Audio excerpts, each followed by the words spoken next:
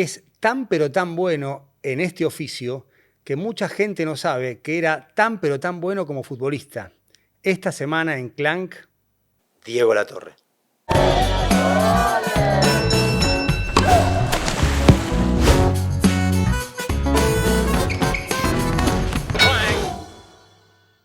Diego, un placer tenerte en Clank. Qué bueno verte acá. ¿Cómo va todo? ¿Cómo estás? Bien, todo bien. Un ¿Vamos a honor charlar que un me hayas rato? invitado. No, un placer, un Han placer. pasado personalidades fuertes Sí, por pero acá. bueno, dentro de las que queríamos que estuvieran acá, vos eras uno, así que me pone muy Bueno, contento. muchas gracias, de verdad. Lo agradezco. Hay mucha gente que ve fútbol, y yo creo que es un mérito y un gran activo que has construido, que no conoce tu carrera futbolística. Y eso para mí es muy, muy bueno porque te destacás como comentarista, no como exfutbolista, que lo fuiste, profesional, porque futbolista uno sigue siendo hasta el día que se muera, pero vos sentís eso, que el lugar que tenés es por lo que construiste desde el micrófono y no como ese exjugador que puede hacerlo bien como panelista, conductor o comentarista. Sí, no solo lo siento, sino que lo experimento, lo vivo a diario porque hay gente que no sabía. Los amigos de mi hijo, algunos informados por los padres, obviamente, pero hay otros que dicen, vos jugabas al fútbol, me pasa muy seguido. Claro. ¿Vos jugabas al fútbol? Y no sabía que jugabas al fútbol. Te conozco desde la etapa de comentarista. Eso me sucede, quizá con gente que no está tan apegada al día a día del fútbol y que no conoce un poco de historia, pero sí, es un activo, es un valor, pero traté de no utilizar, si bien las experiencias están, las vivencias y todo lo que me fue enseñando el fútbol, eso no significa más. Yo tuve la posibilidad y vi la puerta como para aprender, mejorar y tratar de hacerlo responsablemente. ¿Cuándo empezás a pensar en que el periodismo en análisis es la segunda parte de tu carrera vinculada con el fútbol cuando dejás de jugar profesionalmente?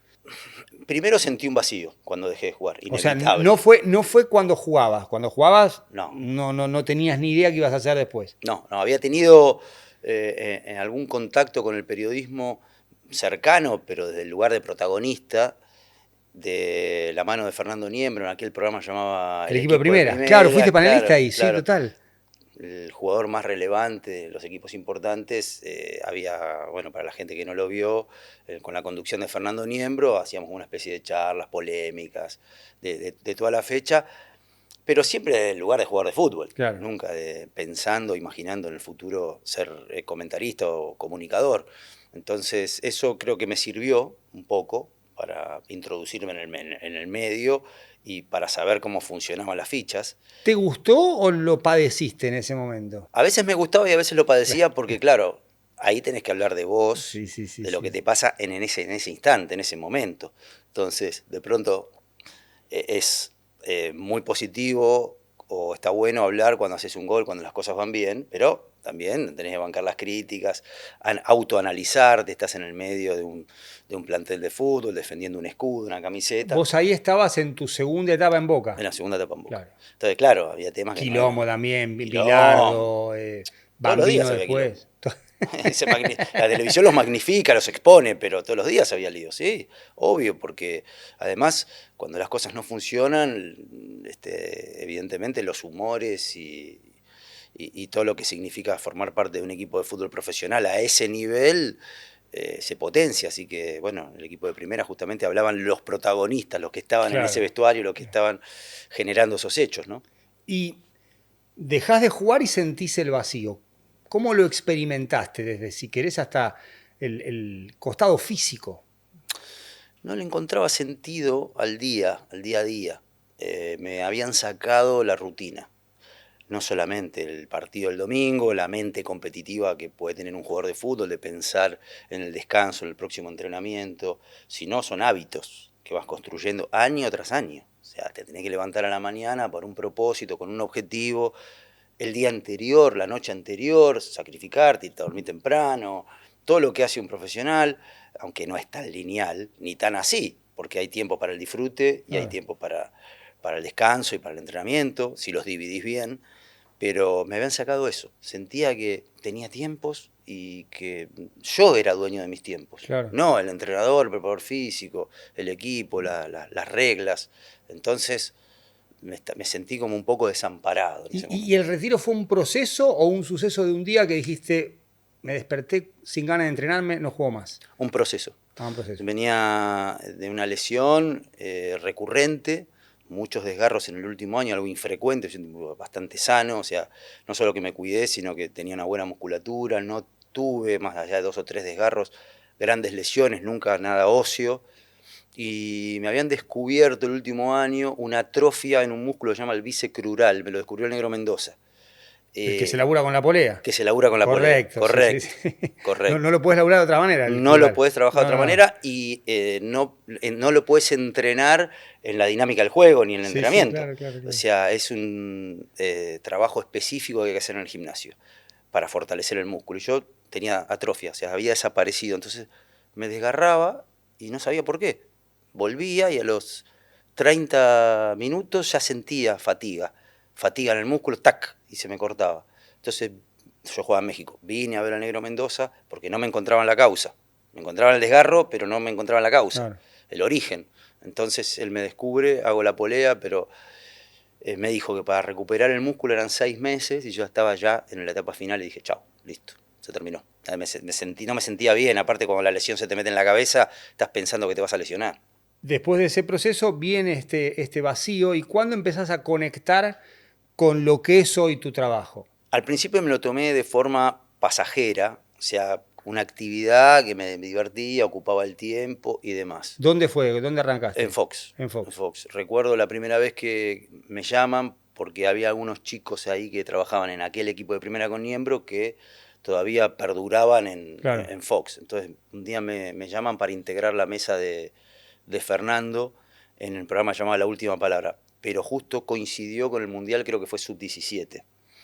Y había como unos intervalos entre partido y partido y me invitaron a hacer algunas opiniones, a analizar, junto con Fernandito Pacini, que estaba en ese momento haciendo esa tarea. Y cuando llego, ahí entendí y me lo hicieron saber los que estaban ahí en el entorno, que más o menos me lo quería tomar en serio porque empecé a preguntar, creo que en un bache entre España y China, jugaba China, cómo jugaba China. Claro. Yo quería saber los nombres de los chinos, quería saber cómo jugaban, para hablar con algún sustento, o sea, no podía divagar y decir, no, bueno, los chinos por cultura son... Sí. O sea, no. Entonces ahí pensé que, bueno, digo, estoy acá, en otro papel, no puedo divagar, después me podré equivocar en algún juicio de valor, pero...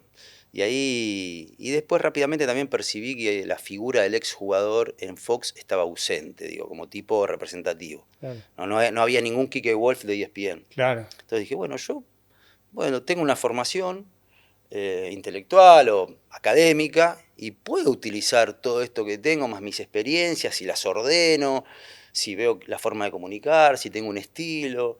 Bueno, puedo llegar a comentar algún partido. Entonces me puse a pensar en que ese podía ser un medio de vida para mí. Claro. Y bueno, lo hice. Y empezaste a formarte más allá de lo que es el conocimiento propio del juego, formaciones, pronunciación de apellidos, sino, no sé, ir a buscar algo más conceptual de entrenadores, una formación que se nota que volcás en cada comentario. Sí, empecé a leer bastante y tener muy claro qué rol tenía que ocupar dentro de toda esta selva del periodismo. O sea, tener una percepción de mi presencia y sobre todo contemplando también al público. Digo. Claro. La gente no quiere que cuente anécdotas personales, si pinta, si no, no. Mucho más dentro de un partido, ¿no? El juego es sagrado, o sea. Sí. Ya no soy yo el protagonista, digamos, soy el que puede conectar al público con el partido, con el hecho. La comunicación tiene que ser concisa, tiene que ser concreta, tienen que ser aportes de alguien que jugó al fútbol, conceptuales. Y entonces ahí todo eso lo empecé a relacionar y digo, bueno, yo puedo ser tal. Entonces me empecé a imaginar qué estilo podía desarrollar y cuál iba a ser la importancia o lo que la gente quería escuchar de mí. Claro. ¿No? Contar anécdotas estúpidas no servía, Puede ser algún día coloridas, pero esa no iba a ser mi esencia. Y bueno, a ver si podía enriquecer un poquito el panorama y tratar de aprovechar mi carta, mi conocimiento, que era el de haber jugado al fútbol, ¿no? Y el siguiente paso es percibir, che, soy medianamente bueno como para hacer una carrera. Lo primero es, yo acá puedo ver una carrera, y la otra es algo más concreto de, la puedo hacer la carrera. ¿Cuándo fue ese momento? Hubo un clic quizá cuando empecé a... Porque al principio no fue fácil. No. Sufrí mucho, muchos obstáculos de adentro, de algunos comentaristas, algunos periodistas que no querían cuando yo iba avanzando. Y en un momento... ¿Sentiste eso? ¿Te lo hicieron Sí, saber? sí, directamente, ¿De sí. frente o de espalda? Generalmente de espalda. Pero bueno, me ponían zancadillas. Yo a las zancadillas no estaba acostumbrado en el fútbol. No era para mí nada, no es que esté superado, pero no me encontré con nada así que me aterrorizara. Pero sí vi que tenía que compaginar ese mundo del jugador con el del periodismo y yo ya me hacían sentir que no pertenecía al rubro del periodismo, que venía de otro lado. Y entonces cuando fui ganando terreno, Claro. ahí siempre alguien siente que el terreno te lo sacan, no lo pierden. Es curioso porque también de ahí ha pasado en el mundo del fútbol. Y te hicieron sentir cuando llegaste que no ¿Mm? eras del palo. Sí. ¿Hiciste esa analogía en su momento? ¿Te sirvió eso de meterte en el fútbol aún sin ser del palo y dedicarte al juego cuando no venías, digamos, de lo que sería el sector más frecuente de procedencia con lo que te pasó en el periodismo? Por ahí sí, hice esa analogía, ¿sí? Instintivamente, Claro, quizás. sí, sí, Hay sí, sí. cosas que se te encallan en el cuerpo que uno no puede razonarlas todo el tiempo, que te surgen en momentos por ahí más críticos o en momentos delicados. Y sí, tenía una resistencia, tenía un entrenamiento mental fundamental para jugar en primera división y a esos niveles. Tenés un entrenamiento mental, no sos ningún superhéroe, no te bajan un día de un helicóptero y te tiran de, uy, tengo que resolver, sino que te vas lentamente preparando Claro. para instancias, para los filtros que te va poniendo el fútbol de primera división, la reserva, la cuarta, la competencia, el entrenador, los medios de comunicación, el público, la cancha de Boca, la cancha de quien sea. Entonces, es un mundo que si uno no lo aborda con cierta inconsciencia y cierto desparpajo, es muy difícil eh, ponerte a pensar cuáles pueden ser las consecuencias de lo que estás haciendo en ese momento en la cancha de fútbol, Claro, ¿no? sí, sí, Porque si sí. te pones a pensar que erras un gol o que cada pelota que tocas hay una reprobación, hay un tipo que te aplaude, y es un poco, es un manicomio tu cabeza. Está subestimada la inconsciencia y es tan No, importante, muy tan recontra importante. importante. Bueno, generalmente la inconsciencia tienen los chicos, el 95% de los jugadores de fútbol, justamente por su estrato social, a veces vienen Claro. de sufrir una infancia dura, los tiran a la cancha y ellos por ahí no piensan, actúan, resuelven, han convivido con la pobreza y han tenido que superarse y salir adelante, encargarse de sus familias y todo eso. Yo la psicología la respeto, pero también respeto la cabeza del jugador de fútbol. No hay que subestimar la cabeza del jugador de fútbol que ya viene preparado en su casa, en su familia, en las divisiones inferiores, para generalmente. Después hay casos especiales, por supuesto, ¿no? Lo cuentan a veces los protagonistas, de miedo, de estrés y de todo lo que significa el gran escenario del fútbol. Pero sí, yo tuve una cabeza que la fui construyendo y probablemente desde que llegué a Boca me han robado los botines, me robaban la ropa. ¿Es verdad que llegaste un día con zapatillas el S de Sí, tenis con polvo ladrillo? sí. ¿Y te las cortaron? Me las Te robaron, las- me robaron la ropa. Fui al canasto y no tenía nada. Habías Y ido con ropa de tenis a jugar. claro, el asunto era así. Fui con mi viejo, el primer entrenamiento, que también habría, para llegar a ese primer entrenamiento, ¿no? Fue difícil porque yo no quería ir y no quería entrenar. Vayamos un poco más atrás y lo empalmamos con esto. Marito Sanabria te ve jugar en Mapuche, en el Correcto. country. Y Yo te había jugado dice, en Ferro yo. había jugado en Ferro. ¿Y por qué te fuiste de Ferro? Había bajado las calificaciones en el colegio, había un entrenador que no trataba bien a los pibes, tenía una forma muy rigurosa de hablar y de enseñar hasta el límite de la falta de respeto, y muchos de los pibes de ahí emigramos, o sea, nos fuimos para el Mapuche, que no era un country, era un barrio que era Sí, abierto, ni siquiera tenía el alambre perimetral. claro. Claro, Y, hablamos de década del 80, los countries eran mucho más sí, y abiertos. recuerdo que mi casa, mi viejo cuando compra el terreno, era una casa de techo de paja, ni siquiera una casa, era como un Sí, sí, quincho, sí, sí, total. y un estanque, y había 6 balazos en el estanque. Lo recuerdo porque, viste, hay cosas que se te fijan Y en la sí, mente. claro. Y habían estado ahí, habían tenido secuestrado a una persona en aquella época, probablemente de los De la militares, dictadura, de la claro, sí, sí. dictadura. Y entonces le digo a mi hijo, ¿qué son esos 6 balazos? Se la habían vendido así, y después, bueno, la refaccionó toda, la casa, y esto estaba en el descampado, ¿no? No, había un cartelito de Mapuche, 2 canchas de tenis y una de fútbol. Por eso esa historia de este pibe que viene de otra Claro. realidad es, mi familia era una clase media de paternal. Sí, sí. En esa época una familia de clase media compraba un terreno, porque además Sí. eran terrenos muy Muy baratos, baratos. en un momento donde recién crecían o empezaban a florecer los country. Yo lo digo por Campo Chico, yo llegué a Campo Sí, Chico en el sí, 82. sí, sí, sí, sí. eh, No y, estaba y ni loteado. ni loteado, claro. Había alguna vaca por ahí, era un Sí. terreno, pero no Y era vos te vas de country. Ferro a Mapuche y ahí te ve Sí, Marito Sanabria. claro, ahí engancho con Mario, Mario me ve jugar. Yo ya a los 14 años jugaba en la categoría libres. eh, junto conmigo se fueron otros 3 o 4 pibes de Ferro, mis viejos los chupó y se los llevó a Mapuche, Ah, y porque se hizo muy amigo, les dijo, hay unos terrenos, qué sé yo, entonces 4 o 5 pibes nos fuimos para allá, o sea, armamos un gran equipo de intercountry, o sea, de Mapuche, y ahí empezamos a competir y bueno, Mario compra la casa, compra el terreno, me ve jugar y él tenía un vínculo con algunos directivos del fútbol amateur de Boca. Y claro, ahí Mario hace, fue entrenador de Boca en el claro, 85-86. claro, claro. Y a mí él me ve en el 81, 82. Yo ingreso Ah, a Boca creo en el 84. 84. Sí, sí, Ah, sí, sí, claro. sí. Yo salí goleador, segundo goleador de Argentina en octava división. El asunto es que yo jugaba casi sin entrenamiento. O sea, yo no entrenaba para jugar, con la par de mis ¿Y compañeros. por qué no entrenabas?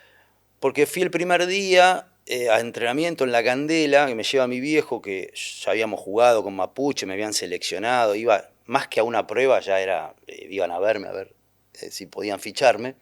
Entonces cuando llego, justo había un micro de escolares en la puerta y nos llevan a un lugar llamado La Olla, a correr. Y yo no quería correr. Yo quería correr. Yo quería jugar. Aparte, había pensado que, bueno, ese día justo hacía fútbol, el primer entrenamiento mío. Me llevan a La Olla, que era un lugar, que era como un circuito, que vos, La Olla, la palabra lo dice, que vos te movías corrías por arriba y tenías que hacer bajadas y subidas como una olla, un circuito. Y a los 20 minutos yo no podía más. Me acalambré.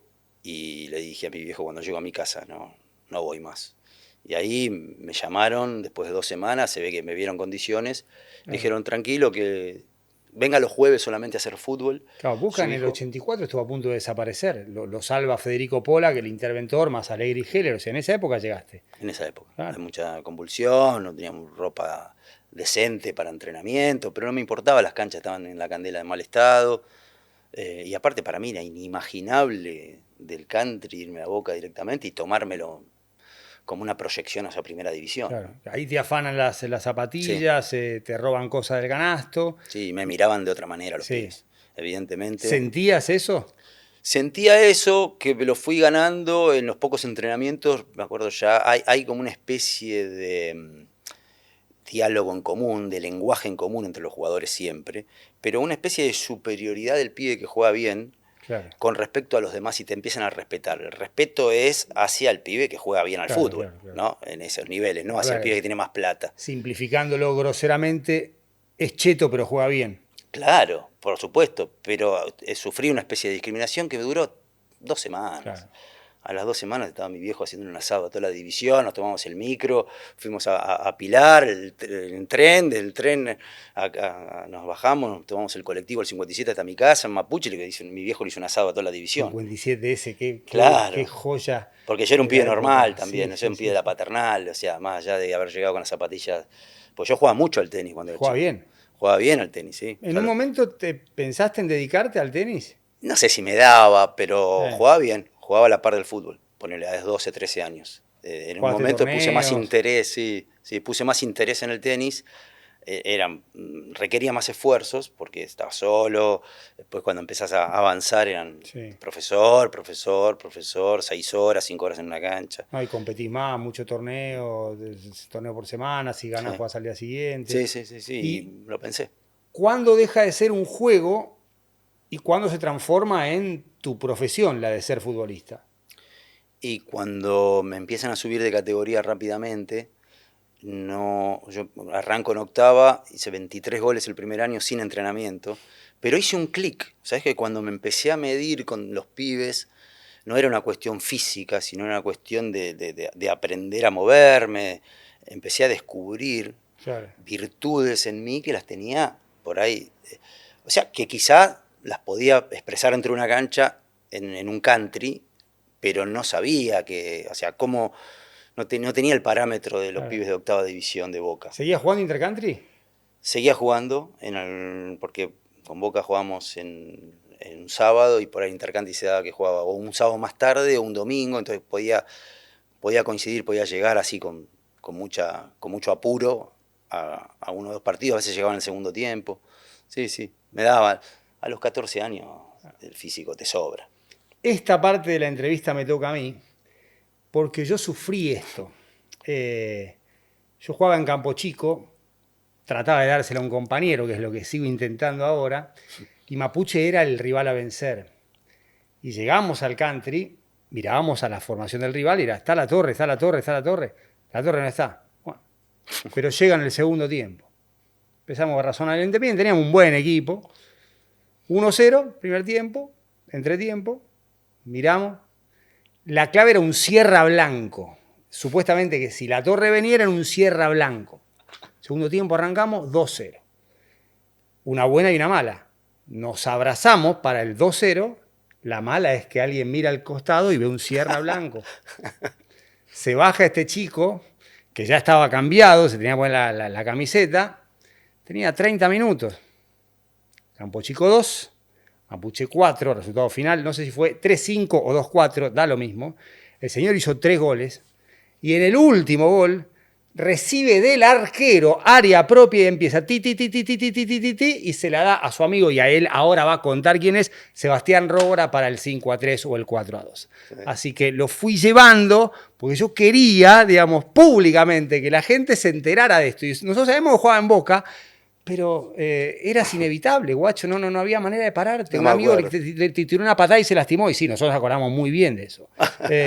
Y era Sebastián Rógora, uno de Sí. los pibes que jugaba ahí con vos. Claro, una dupla formidable. Éramos Sí. un mito dentro del mundo No, intercountry. mito, no, o sea, lo viví, era una realidad. Sí, bueno, pero se rumoreaba, Claro. estábamos siempre ahí en el comentario en el aire. Y después, o sea, viene una etapa en la que saltás a primera en el 87, o sea, jugás contra Sí. Platense y haces un gol con Toto Lorenzo de técnico. Sí, sí. Bueno, ese proceso duró 3 años y fui saltando, volviendo como todos los caminos, a veces avanzando, otras veces retrocediendo ahí, pero Pero ya siempre con la era, aspiración. ya era el camino fijo, ya ahí el retroceso Sí, no sí. te paraba. No, igual es muy incierto el camino de un jugador de fútbol. Claro. No sabes hasta el último momento qué puede Sí, pasar, sí. sobre todo en esa época que el fútbol argentino estaba nutrido de jugadores, pero por doquier, o sea, sobraban. En Boca eran 35 profesionales y a veces bajaban los profesionales a jugar reserva y te tapaban. Pero Ángel Capa, cuando estaba el flaco Menotti, ¿qué hizo? Formó una división, una sub-21 dentro de Boca. Sí, Y eso nos ayudó mucho a nosotros, porque un día me vio, yo ya tenía 15, 16 años, y me puso a jugar en la reserva, y el propósito era que no bajen, que en ese momento bajaban los de primera, bajaban desganados, un poco claro. desganados a jugar en reserva, como no integrando el plantel de primera, que era los que estaban los titulares más los de banco eran 16, y claro, los suplentes iban a reserva.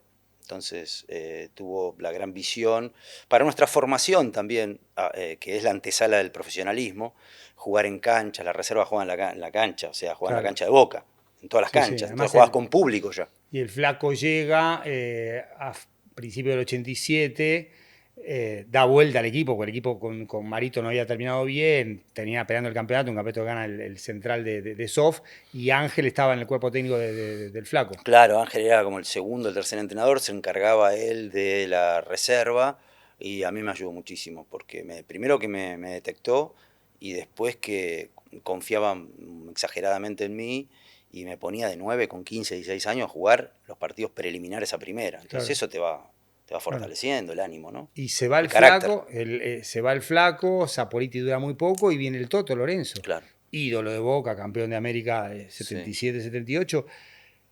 ¿Y cómo es ese momento previo a jugar en primera? Me temblaban las piernas. Cuando primero habíamos vivido una semana, había un ambiente muy difícil, muy convulsionado en Boca porque el equipo perdía y no se recurría a los pibes como ahora. Claro, En ese momento fuimos a entrenarnos con primera, 3 o 4 chicos, y bueno, fue todo muy abrupto porque nosotros entramos con tercera, pero no teníamos contacto con primera. Pero nos subieron esa semana y fue la semana de mi debut.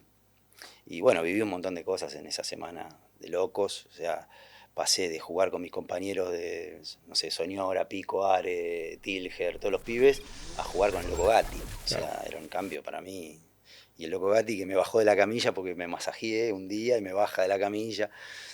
Yo era un pibe que toda esa irreverencia que tenía la utilizaba no solo de fuera de la cancha, sino también dentro de la cancha, Claro, sí, ¿no? sí, sí, Tenía sí. ese, como ese coraje, es hasta el límite de la imprudencia a veces, no me importaba nada, o sea, iba para adelante, agarraba la pelota, ¿Por me qué te comió bajó de acá. la camilla el loco? Y ¿Porque pues se decían, iba a hacer? los pibes no se masajean, y en ese era un momento, Claro, o sea, otra autoridad, sí, otros sí, tiempos, sí, y sí, bueno, sí.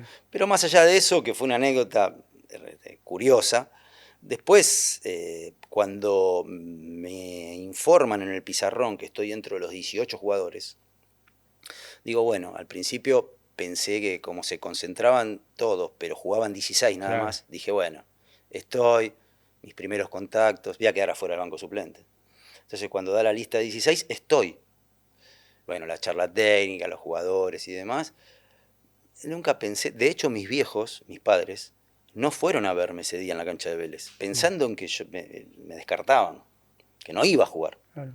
Porque fue todo muy ahí en el vestuario que decidió que eran esos 16 que iban a jugar.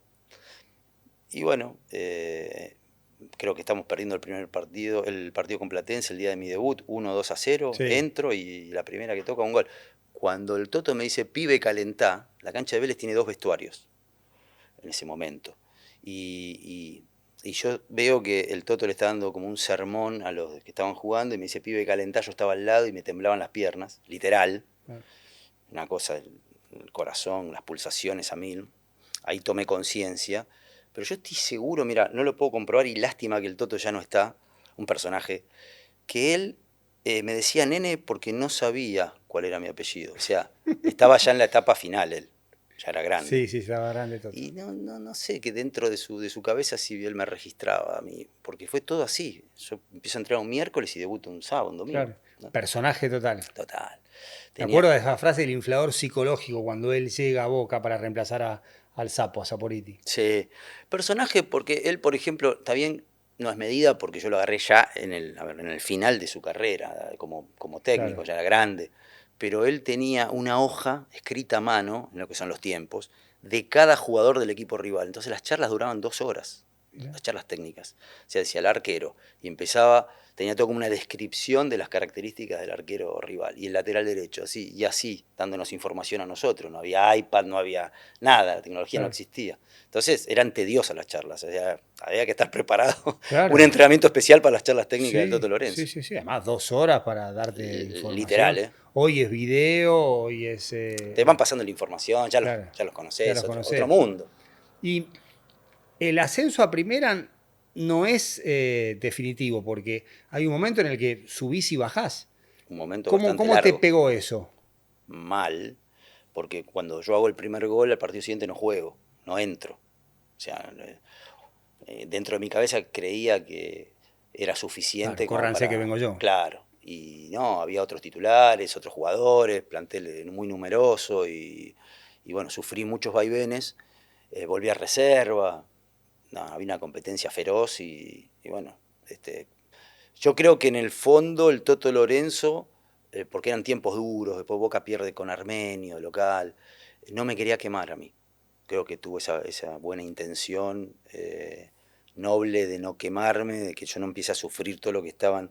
Había mucha impaciencia, mucha histeria en la cancha, entonces no quería que yo viva lo que estaban viviendo Irazoki, todos los jugadores que estaban delante mío, ¿no? Sí, Jugando. Se Tesone. los comían, se los comían porque Boca estaba, como decías, en una crisis económica terrible y además que no ganaba y perdía contra cualquiera en ese momento. Entonces ahí, Sí, y hablabas de histeria y podemos tranquilamente venir a 2024. ¿Era la misma histeria? Sacando el anabólico de redes, medios y una revolución tecnológica que en el 87 no había. mm, es muy difícil de medirlo, no hay un aparato, un instrumento. Supongo que Desde la sí, esencia, ¿eh? dentro de la cancha tenés que ser muy fuerte, dentro de la cancha, ¿no?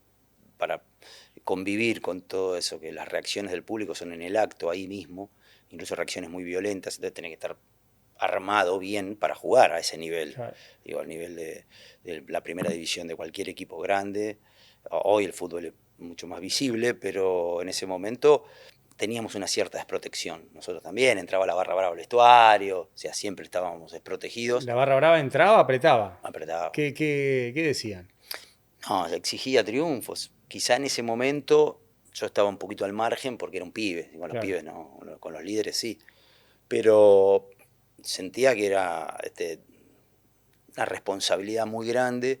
Yo la sobrellevaba, la trataba de sobrellevar de forma natural, pero lo que sí inmediatamente para mí era, eh, rápidamente lo identifiqué, es que Boca era todos los días, no era un partido, hago un gol, duermo un poquito en el laurel y después ya puedo descansar 20 partidos, no, Boca era todos los días.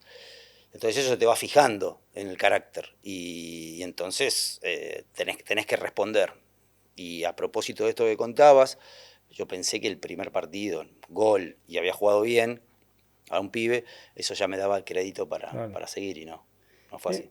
Hay que estar ahí como respuesta a todo, ¿no? Y yo vuelvo a esto de la subestimación del carácter y de la personalidad del futbolista, que se Totalmente. sobrepone a contextos muy, muy adversos, además de lo que es el rival, la toma de decisiones, el juego, la dificultad. O sea, hay un contexto muy, muy complicado que hasta incluso a veces creo que subestimamos a la hora de analizar un partido o de comportamientos individuales. No, lo más lógico a veces es que todo eso en algún momento te pese, te produzca angustia, culpa, ansiedad por querer salir. He tenido yo también algunos, no tantos, pero algunos momentos en los que las cosas no funcionaban y me he deprimido, pero tenía esa capacidad para salir rápido. Y en el medio del partido, como yo era un jugador más de inspiración y demás, por ahí lo resolvía con algún gol, alguna jugada. Pero tenés que estar muy, muy fuerte, porque además hay un juicio que es. Vos lo escuchás dentro de la cancha. O sea, vos escuchás que en la participación tuya, que tenés el veredicto del público, ahí es una sentencia. Entonces, si no estás preparado psicológicamente, incluso porque quizás encontrás esa jugada que estuviste buscando del primer minuto, la encontrás en el minuto 89. Entonces vos no podés perder la serenidad, la confianza, la fortaleza, la lucidez. Entonces yo creo que la experiencia me fue ayudando a mí, porque al principio era un jugador más precipitado, más de querer demostrar. Después, cuando me empecé a sentar en la primera, sentía que yo dentro de la cancha me permitía mis lagunas, porque yo sabía que iba a aparecer en el Claro, partido. claro, claro, Entonces claro. eso me daba una seguridad a mí muy grande para convivir, ¿no? Tengo la imagen cuando jugaba los primeros partidos de qué estará pensando el público de mí, qué estarán pensando mis amigos, mis viejos. Entonces pasaban 3 minutos y no tocaba la pelota, se la iba a sacar a los pies del 5, porque quería demostrar que era bueno, que estaba preparado para eso. Claro. Y bueno, después esos espacios que hay en un partido los fui tomando al contrario, para no desconectarme, para estar con esa cosa que te viene de inspiración y de aguda para, ¿viste?, no fallar en ese momento. Claro, ¿Sí? escanear por donde viene el partido. No fallar, Claro. no fallar. Tras los últimos 30 metros, no fallar. ¿Viste? Pero tenés que estar, todo lo que sucede anteriormente te tiene que poner en órbita para no tomarte ese tiempo como un castigo y tener pensamientos positivos, ¿no?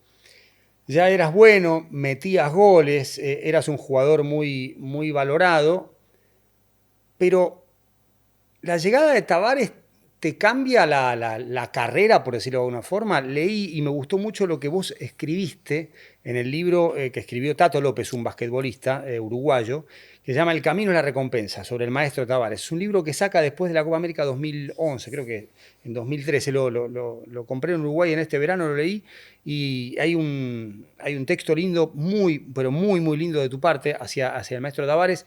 Y vos decías que él, digamos, tocó una tecla diferente que otros entrenadores hasta ahí no habían explorado. Sí, muchas. Pero él, no sé, me terminó de formar personalmente y como jugador de fútbol. Me ordenó mis condiciones. Jugar bien al fútbol no tiene que ver con ser hábil, tiene que ver con saber jugar. Claro. Y saber jugar es algo que es muy difícil de describir, pero tiene que ver con el aprovechamiento integral de todas tus capacidades a favor de la eficacia del juego. La eficacia no significa hacer goles solamente, sino la eficacia de poder recuperar mejor la pelota, leer mejor el juego, tener una noción del tiempo y el espacio, saber descubrir por dónde está el desmarque que tengo que hacer. ¿Se aprende eso? Hay cosas que se aprenden, hay cosas que son innatas. Sí. La técnica se puede mejorar, pero yo creo que el entrenador es imprescindible para un jugador de fútbol, imprescindible. Pero no hay muchos entrenadores buenos, ¿eh? O sea, hay entrenadores de táctica, claro. Hay entrenadores de, no sé, de liderazgo, pero sabios del juego, yo no sé si hay tantos, y no lo digo desde un lugar, sino desde la experiencia personal. No sé si hay tantos sabios del juego. Menotti era un sabio. Sí, pero no es el sabio técnico también, ¿no? Cruyff era un sabio. Claro, son tipo de los conceptos del juego, del jugador. Yo creo que Guardiola Definir era a un un sabio. jugador, claro, definir un jugador y ver, mira, vos tenés esto, vamos hacia acá, tenés que pulir esto, estás haciendo esto mal. Y después, bueno, saber ubicarlo en la cancha para que sus virtudes sean mucho más poderosas, o sea, que las puedas exprimir al máximo, rodear, pero el concepto es fundamental, que mejora el recurso, porque ¿qué es lo que mejora el recurso del jugador? El concepto. Claro. No, otra cosa. Entonces yo tenía habilidad, pero me hacían 25 faltas, no pateaba al arco, pocas veces me encontraba con una situación de gol, salvo la autogenerada. ¿Te gustaba el apodo Gambetita de Víctor Hugo?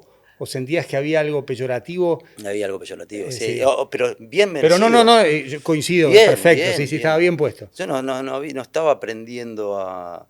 O sea, tenía las condiciones, obvio, si no hubiese llegado a primera, pero sentía que tenía falencias, que las tenía que corregir porque el mundo de primera era otra cosa, ¿no? O sea, no jugabas con Tavares cuatro jugadas. es clave en ese sentido. Clave. Primero porque él detecta que yo era delantero.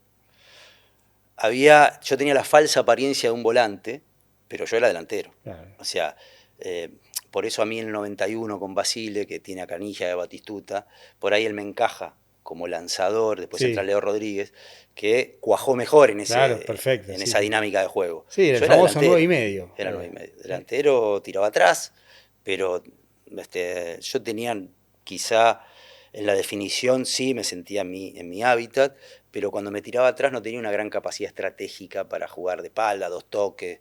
O sea, sí por ahí, si me tiraba atrás, tocaba o armaba una gambeta y ya enseguida estaba pensando en el gol. Mi pensamiento estaba apuntado a la jugada de gol. Entonces eso, a veces el entrenador, y Tavares lo detectó enseguida. Corrió a Graciani hacia atrás, lo puso a Graciani como tipo Cavani en la selección de Uruguay. Correcto.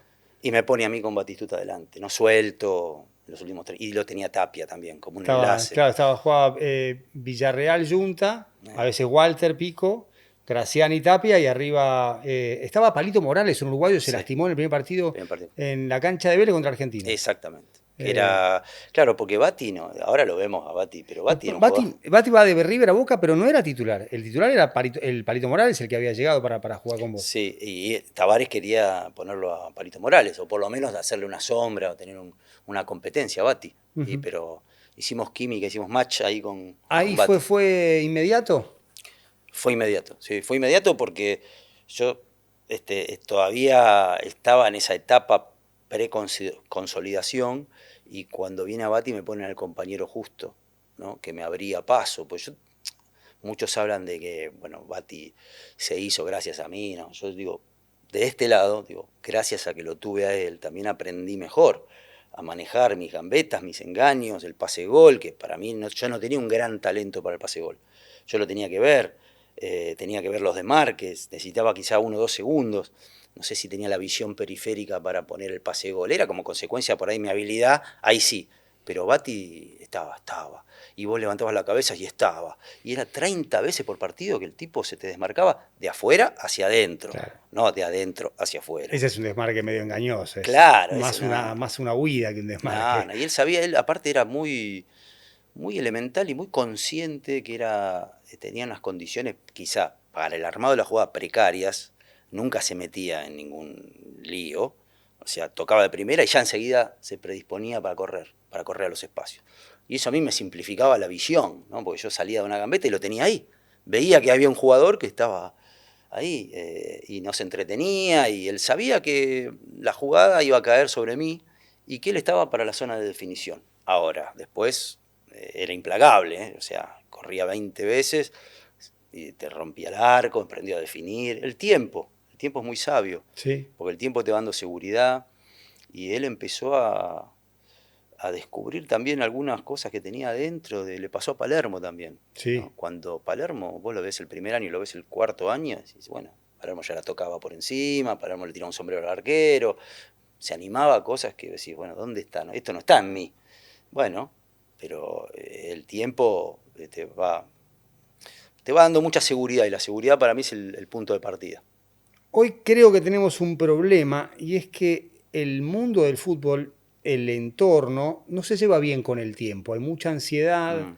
eh, hinchas, hinchas en redes, periodistas, analistas, jugadores, entrenadores, dirigentes. O sea, todos nos llevamos mal con el tiempo, como si no respetáramos el papel y la función que cumple el tiempo en el juego y en el fútbol. Y también, como estamos viviendo en el mundo de la inmediatez, yo creo que desde la aparición de las redes sociales también, las redes sociales empezaban a conspirar contra ese tiempo. Todo es ya, todo es aprender un botón. Entonces eso se te va poniendo, hasta se te va haciendo un hábito. O sea, el hábito de ponerte cada vez más ansioso, de esperar, tener este, que esperar menos, querés esperar menos, no podés dominarlo. Y yo creo que en el fútbol el tiempo no para todos no es una regla común. O sea, el tiempo sí, es un bien, es un capital. Sí. Pero también hay que ver qué es lo que uno hace con el tiempo, ¿no? Porque el tiempo se puede desperdiciar también. Eh, ¿Cómo te llevas con las redes sociales? Bien. Con la repercusión de tu laburo, con lo que pones, lo que publicás, lo que querés contar en Twitter, en Instagram, ¿lo disfrutás? Sí, sí, le doy la magnitud que tiene. Entiendo que estamos viviendo en el mundo del protagonismo. Nosotros, yo por lo menos creo que tenemos un papel importante que es primero observar, después opinar, pero por lo menos yo no me creo protagonista hoy. Ujú. Protagonistas son otros, ¿no? Sí. Yo esté en un lugar de privilegio, eso no me hace a mí ser la necesidad de ser protagonista. Lo soy y convivo bien con la gente. Yo creo que la gente tiene derecho a expresarse, Sí. está muy bien. Yo jamás contesto y mirá que he sido burlado, he sido criticado, hay gente que le gusta y que no le gusta lo que hago, me parece perfecto. Bien, para mí esta nueva no sé, cultura de la participación Me gusta, creo que hay mucha gente que antes no accedía a nosotros y ahora lo hace Y hay y está bien. conocimiento para encontrar en Twitter, sobre Sí, todo, sí. pibes y pibas que ven el juego, les gusta. Después, por supuesto, tenés el otro intercambio. Y, y no te pasa a veces que tenés que estar muy consciente y tener bien registrado esto de no se puede analizar un partido, no se pueden sacar conclusiones a la velocidad de lo que son las redes. No te digo comentar como tuitero, porque a veces un guiño podés hacer, pero sí entender que es otro lenguaje, otra dimensión, y vuelvo a la palabra, otros tiempos a la hora de comentar un partido. Hay que diferenciar, en la red social hay de todo, Sí, hay que diferenciar. Hay gente que escribe porque se deleita con lo que piensan los demás o lo que juzgan los demás, lo hacen para aparentar, lo hacen para mostrarse, porque por ahí con el tema del ego le gusta el reconocimiento del otro, pero lo que escribe vos sabés que no tiene mucho fundamento, o insulta porque cree que está la paz del protagonista, pero yo todo eso lo soporto bien, o sea, no tengo ningún problema, sé lo que soy, sé quién me escribe, valoro mucho a la gente que todavía, a pesar de toda la confusión que hay, conserva el interés por aprender y por escribir algo elocuente, sensato, responsable, que tenga la pretensión de claro. aportar algo.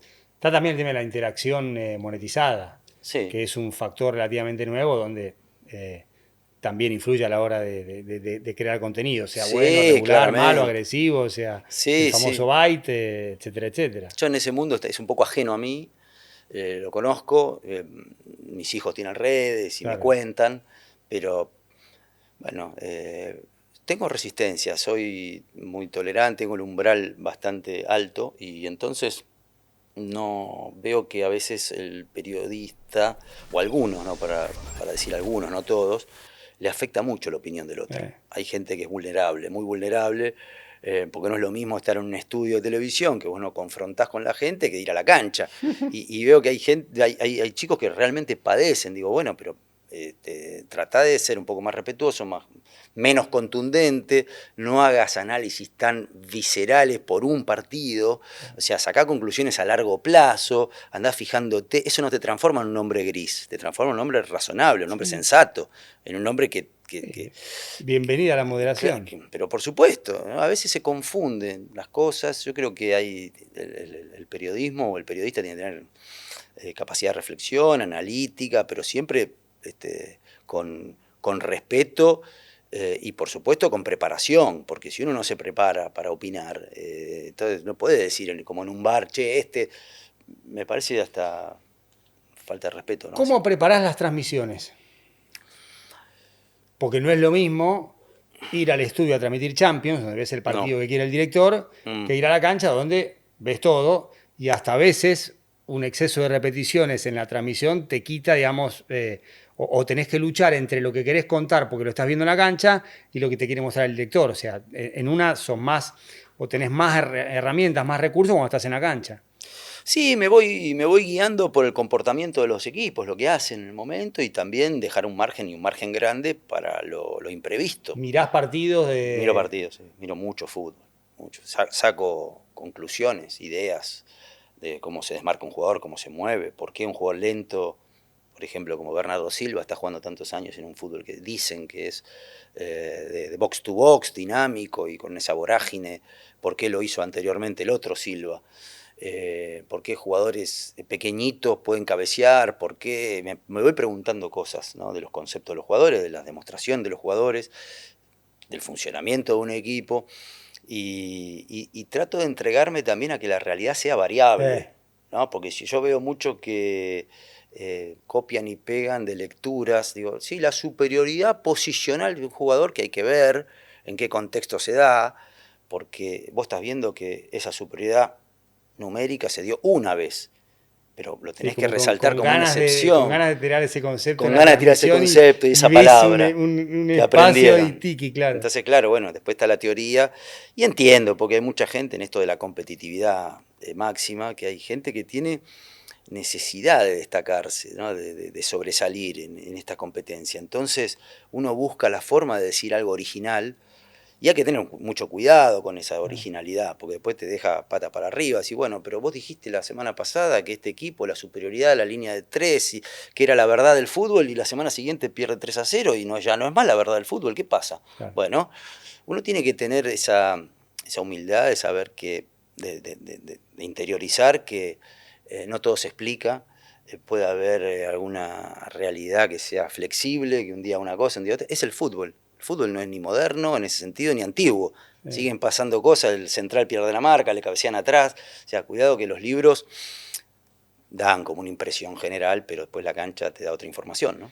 ¿Sentís que el comentarista debe jugar a la pelota, al fútbol, para poder hacer su trabajo? Sí, sí, Coincido plenamente. sí, sí, sí. Sí, porque va a interpretar. No es tampoco por ahí, hay alguno que no. Claro, pero la toma de decisiones Sí, a otra escala es, otro claro. es muy, muy parecida. Sí, sí, la vivencia, de hecho, fíjate que esta fue una tendencia norteamericana de poner al especialista a comentar partidos, a Sí, exjugadores o a periodistas que hablan muy bien de fútbol y que lo entienden muy bien. No cualquiera puede ser comentarista, no cualquiera puede comentar, porque uno antes que ser comentarista, estar comentando, es analista. claro. Y para eso yo creo que la experiencia sirve. No hace falta ser una estrella del fútbol, sino jugar aunque sea de forma amateur, entender los gestos del fútbol, lo que quiere hacer un jugador, la intención. Sí, sí, lo considero, diría, imprescindible eso. Imprescindible, sí, sí, Sí, sí, sí, sí. imprescindible. Sí, coincido. Y una vez lo conté en el stream que la toma de decisiones para un futbolista amateur a su escala es la misma dinámica que el futbolista Totalmente. profesional, obviamente con otro contexto, más apremiante, con más presión Sí. y hasta con el factor público. Hablaste de confusión y quiero que desarrollemos un poco la palabra. Eh, ¿Dónde ves confusión? En todos lados. En todos lados. En el fútbol, en los medios, en la vida, en nuestra sociedad. Estamos viviendo una etapa muy compleja, que hay que tener una cabeza, hay que casi abstraer, entender la realidad, participar, pero también abstraerse, Sí, porque si sí. no te absorbe. Tomar un poco de distancia. Sí, sí, sí, sí, sí. A mí me preocupa que, yendo al terreno nuestro, el jugador está como muy desprotegido cuando en la derrota, muy vulnerable,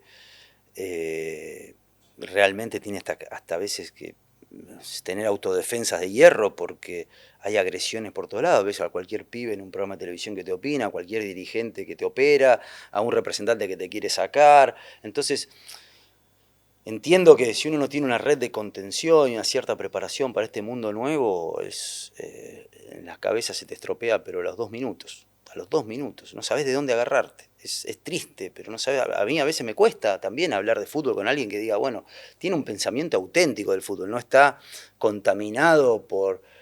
Perdió porque no transpiró la camiseta, porque no cantó el himno. No, hijo, el fútbol tiene propiedades auténticas y un jugador que por ahí está deprimido a las 2 semanas hace un gol y el mejor jugador del mundo se puede agarrar un gol abajo del arco y después hacer un gol eludiendo a 5 jugadores. Parece que desconociéramos eso. Y en lo nuestro, en nuestro rubro también, pibes que llegan y con la insolencia de no preguntarle a los grandes. Yo cuando empecé a comentar, me interesaba hablar con vos, con Macaya Márquez, con Fernandito Pacini, quería saber cómo lo hacían. Después uno forma un estilo propio, Claro. pero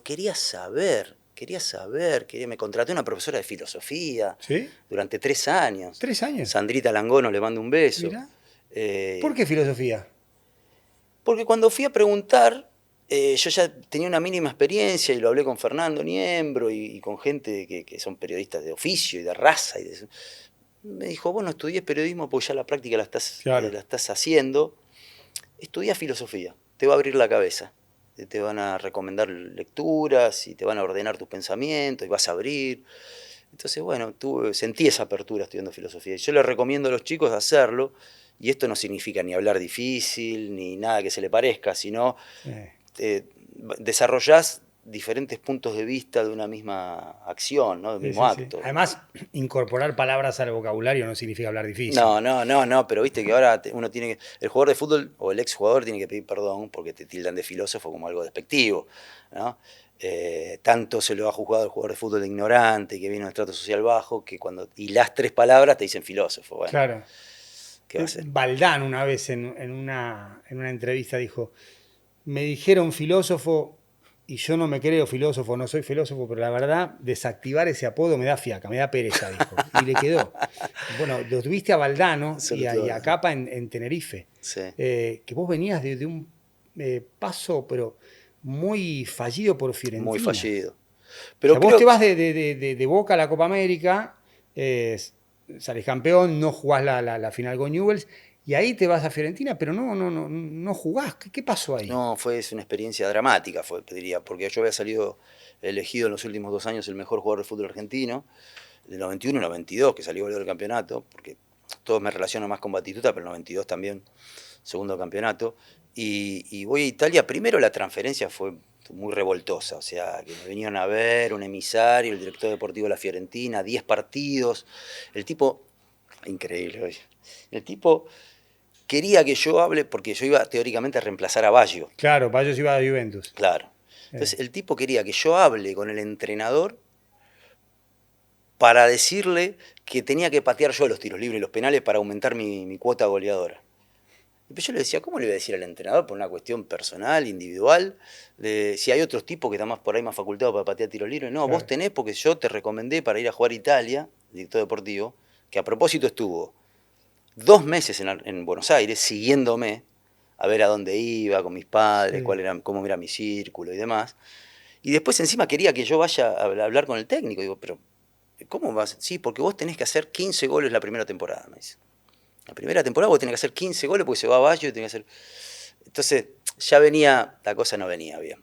Era la Fiorentina de Chequigori, era el presidente, ¿no? Claro. Exactamente.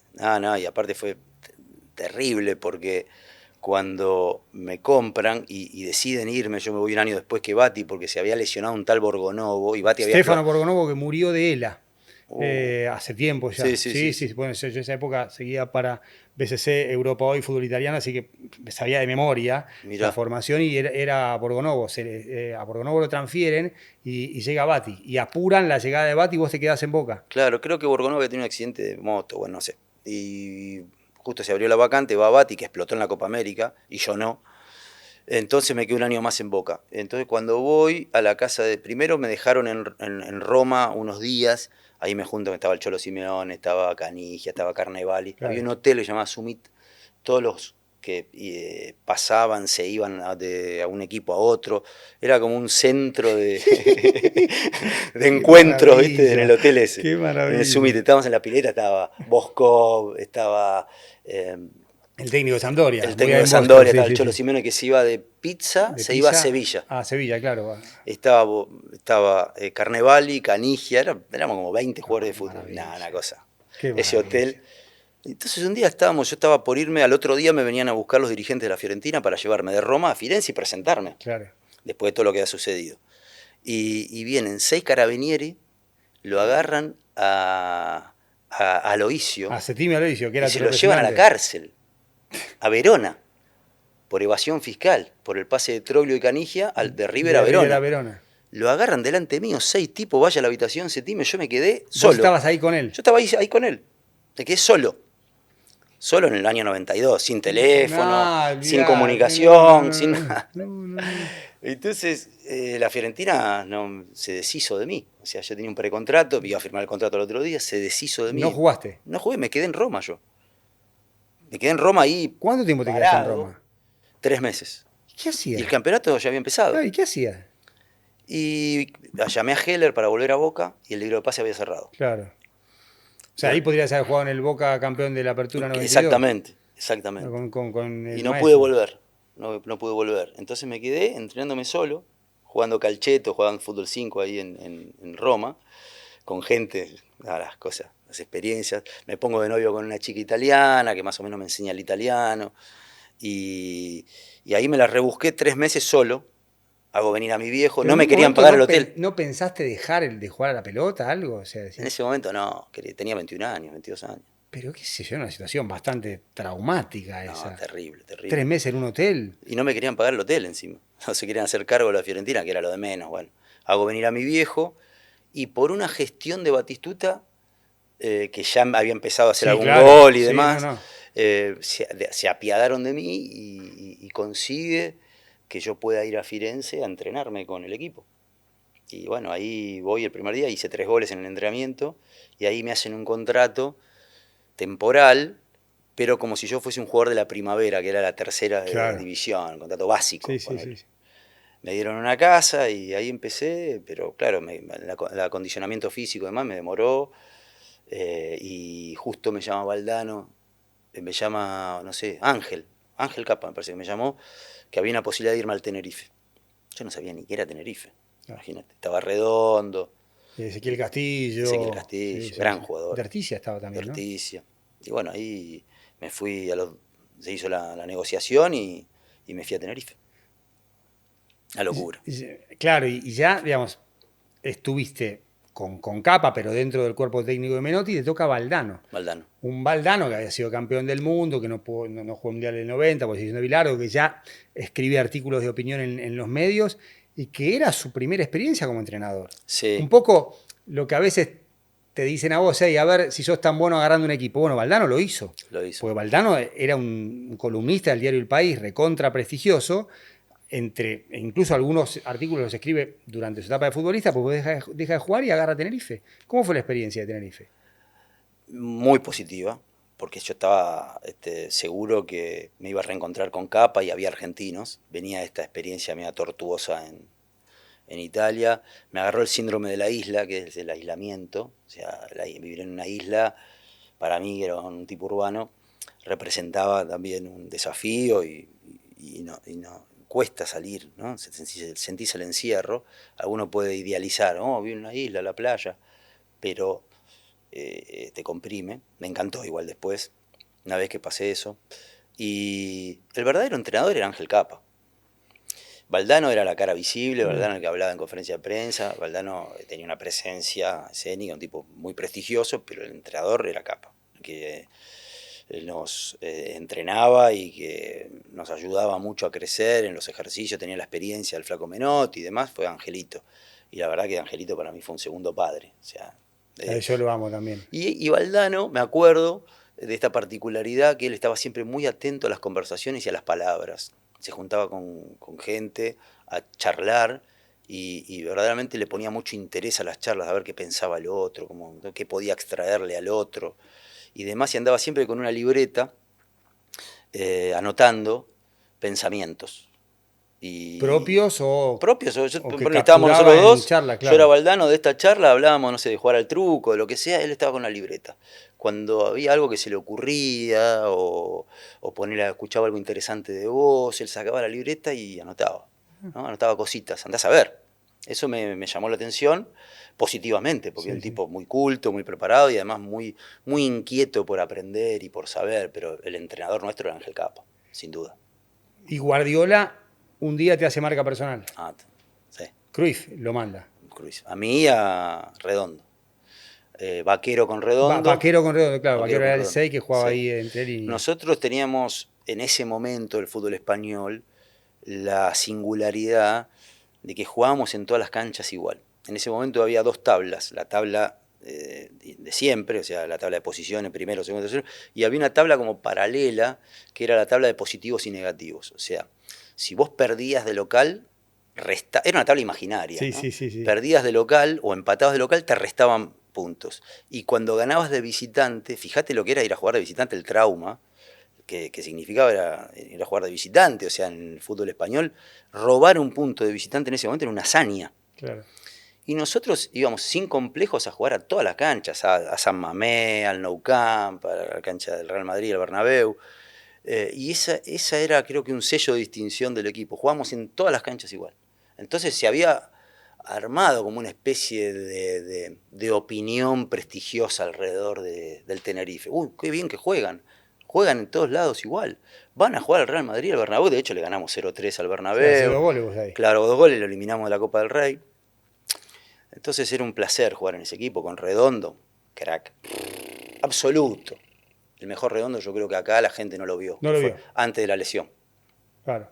Agarraba la pelota. El de argentinos quizás un poco, pero sobre todo de Sí. Tenerife y Real Madrid. No tienen la imagen que viví yo. Que realmente el fútbol era muy áspero en ese momento. Sí. y a él le pegaban unas patadas, la más chiquita acá arriba, ¿no? Y él De la devolvía, rodilla. era Y él bravo. devolvía con los brazos, con los codos, una Sí, personalidad descomunal dejo tenía. una. Para jugar iba a jugar al Bernabéu y el partido era de él. Y además tenía algo que tienen los grandes jugadores, o los cracks, que eran, tenía una autoexigencia ya a veces que desmedida. Él erraba un pase y se insultaba. Qué burro que soy, no puede ser que dé un pase así de 5, cosa que era muy excepcional, ¿no? Sí, sí, Porque no sí. erraba No pases. erraba, No. no erraba. Pero él tenía esa vara muy alta que es lo que le permitía crecer. Hay una anécdota de Redondo espectacular del Bosque da la charla antes de Real Madrid-Valencia, del año 2000. Van a París, en Madrid complicado, había empezado la temporada Toyac, lo echan a Toyac, Del Bosque va de interino y llegan a la final de la Champions. Y en ese momento Valencia, primera final que llega con Cooper, después pierde con Bayern Múnich el año siguiente, la sensación era Mendieta. Entonces Del Bosque da la charla a su estilo, termina la charla, mister, ¿me deja decir algo? De Mendieta me encargo yo. No, Mendieta no tocó la pelota, ganó el Madrid 3-0 en París, no la tocó. no, tiene un amor propio que Eh, yo lo vi en muy pocos jugadores. Amor sí, propio, pero no amor propio, no sé, obviamente que en estas cosas sí, pero con él, sí. con él. Cada pelota, para él era el desafío de jugarla bien, de hacer lo que pedía la jugada, de no fallarse. Tenía ese orgullo que yo lo vi en muy pocos jugadores, porque después está esto para la afuera, con el rival, con la gente, hacer algún gesto ampuloso, no, pero él quería jugar bien, yo creo que la perfección para él era casi una obsesión. Sí, y no era ni demagogo ni hacía alarde, ¿eh? No, No, no, no, no. no, aparte se iba sin saludar a los rivales, todo lo contrario de un demagogo. Sí, Era sí. todo lo contrario, un día fue Maradona al vestuario a hacer las Tenerife paces, Sevilla, claro. claro, le ganamos 3-0 a Sevilla, el Sevilla de Bilardo y de Maradona, Me y acuerdo lo que fue la previa de ese no, partido. terrible.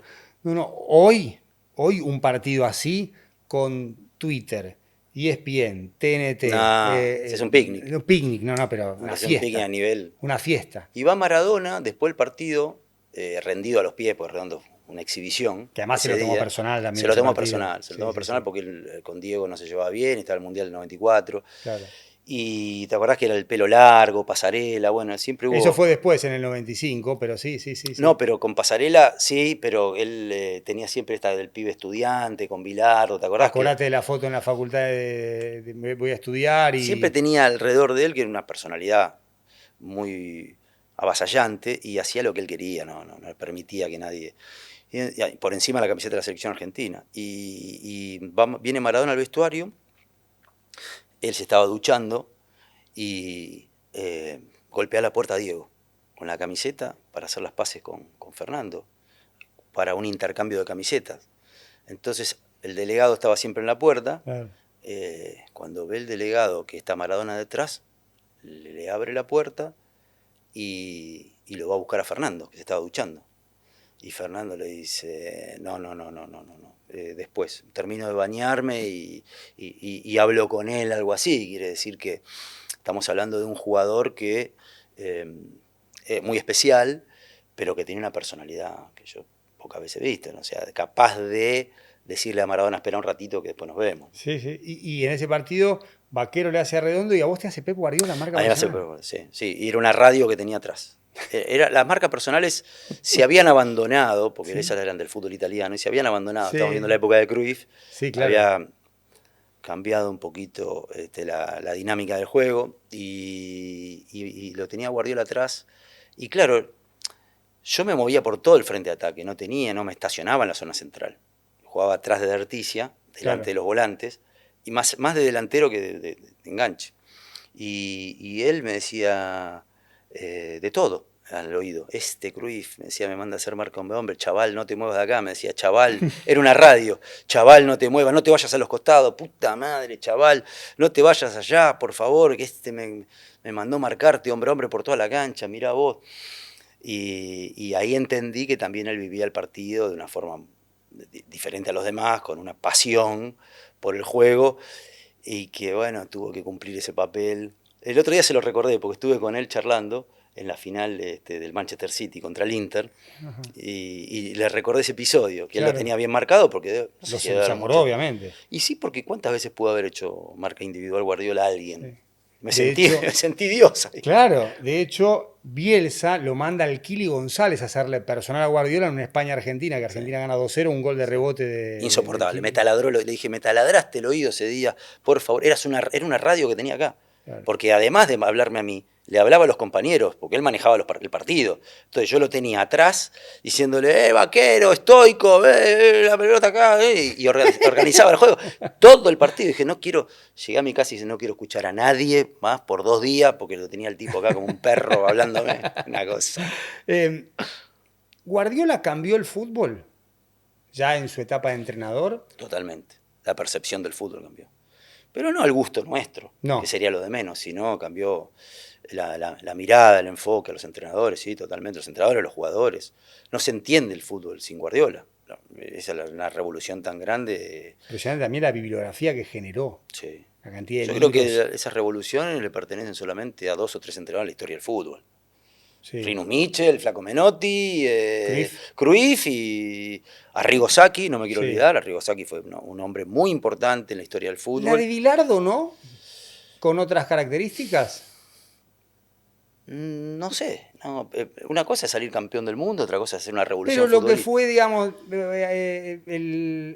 la Alemania del 90 también con 5 defensores sobre esa línea Pero de tres. sí, Más táctica, menos conceptual, quizá más táctica.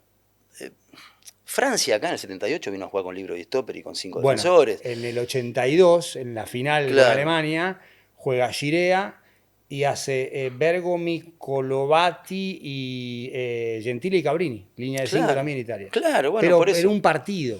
Sí, pero yo no llamo a eso revolución, a la táctica, porque la táctica, si vos vas a la historia de la Va más a la táctica, conceptual. Está bien, claro, está si bien. vos vas a la historia de la táctica, y no es algo porque lo tuve a Carlos y lo respeto y salió campeón del mundo, pero si vos vas a la historia de la táctica, se han pasado de dos, después se incrustó el volante central a la línea de Sí, tres, o sea, hubo movimientos, sí, sí, sí. pero Una revolución más conceptual. sí, totalmente, Está sí, bueno ese, sí, el sí, tema ese. sí. Para mí es así la revolución, lo que cambian, cambia la percepción del fútbol. El fútbol tiene algunos comportamientos diferentes, la reducción de espacio, por ejemplo, la presión de Arrigo Sacchi y el achique, después lo de Rinus Michel, Inspirado en Menotti, Arrigosaki. totalmente, sí, porque para mí Menotti fue alguien fundamental en la historia del fútbol, que yo no sé si se le da la dimensión No, que tiene. no, y además yo creo que el flaco hay una parte de su revolución que es vinculada con la infraestructura. Él inventa la selección argentina. Que Totalmente. hubiera participación anterior, sí, Argentina compitió, tuvo equipos que representaban a la federación, pero la selección como concepto, como Sí. prioridad, la inventa Menotti cuando llega en el 74. Sí, sí, el flaco fue alguien fundamental, además recuperó el valor, el sentido de pertenencia de jugar en la selección argentina cuando estaba totalmente destruida Sí. por los mismos dirigentes, nadie quería jugar en la selección, tenía que ir recolectando jugadores, a ver no era prestigioso ponerse la camiseta de la selección argentina, después a partir del 74 sí, y eso se lo debemos al flaco. ¿Cómo era ser famoso en los 90?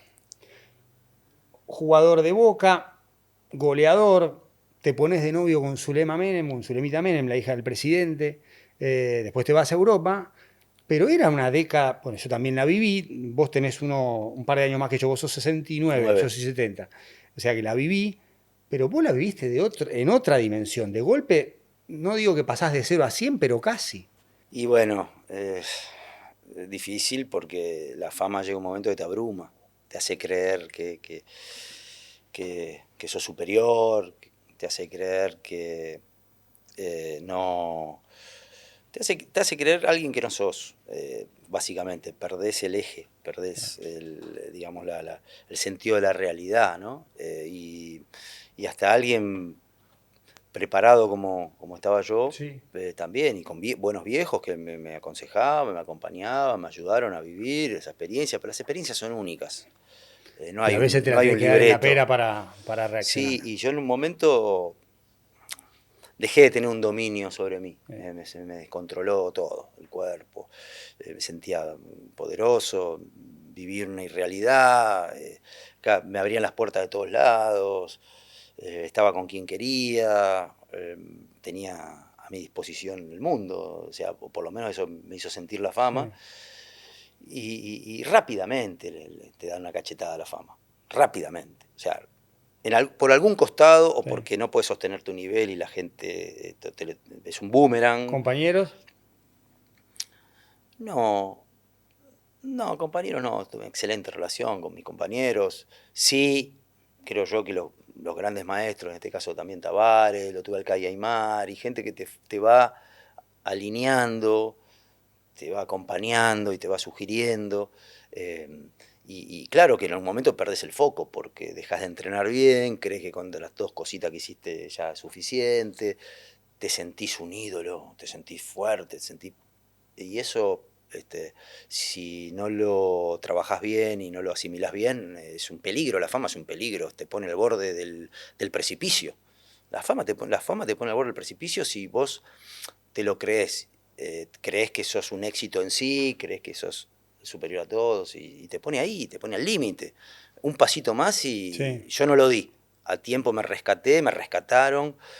Tuve una etapa que salía todas las noches, tuve una etapa que iba al Open Plaza los lunes, martes, miércoles, jueves, viernes. Y sí, duró poco tiempo, Ah, pero claro, estaba en mi casa y decía, bueno, la noche tiene sentido si voy a tomar algo con mis amigos. claro. ¿Para qué me entreno? ¿Para qué si no es para divertirme y para disfrutar? 20 años, ¿no? Sí, sí, sí, sí, sí. Pero bueno, después el golpe está y duele. Te lo pegaste? ¿Te dolió? Sí, sí, sí, sí. Bueno, en Italia, cuando fui a Italia, yo era el jugador más conocido del fútbol argentino, llego a Italia y Chequigori no sabía si era derecho o zurdo, el presidente de la Fiorentina. Pequeños golpes, después baches que tenés en tu carrera. Yo creo que la carrera de un futbolista, salvo la de Messi, y que también tuvo sus sufrimientos y sus etapas, es más sinuosa, ¿no? La de los mortales es más Sí. sinuosa, o sea, Sí, erras quizás gol. después volvés al promedio siempre, pero es Siempre volvés, sinuoso. sí, pero tenés Sí, etapas en las que, bueno, tenés que superar las adversidades y ahí es donde entendés que el mismo tipo que te elogiaba te insulta, el mismo amigo que estaba ya no está, entonces te volvés frío, un poco insensible tal vez, te pones como un escudo de protección para que todo eso no te afecte. Entonces uno observa que los jugadores de fútbol dicen, ¿por qué está con los auriculares? ¿Por qué parece un tipo que está como ido? Bueno, esa autodefensa que tenés del medio ambiente, ¿no? Que es muy duro ver que un dirigente un día entra porque hiciste 2 goles y al día siguiente el vestuario está vacío, que el hincha te reprueba y que mañana sos la gloria y está con vos y Dieguito, qué fenómeno. Es muy duro eso, es muy duro, o sea, psicológicamente es desconcertante, porque uno cree que te van a acompañar, después entendés la regla del juego claro.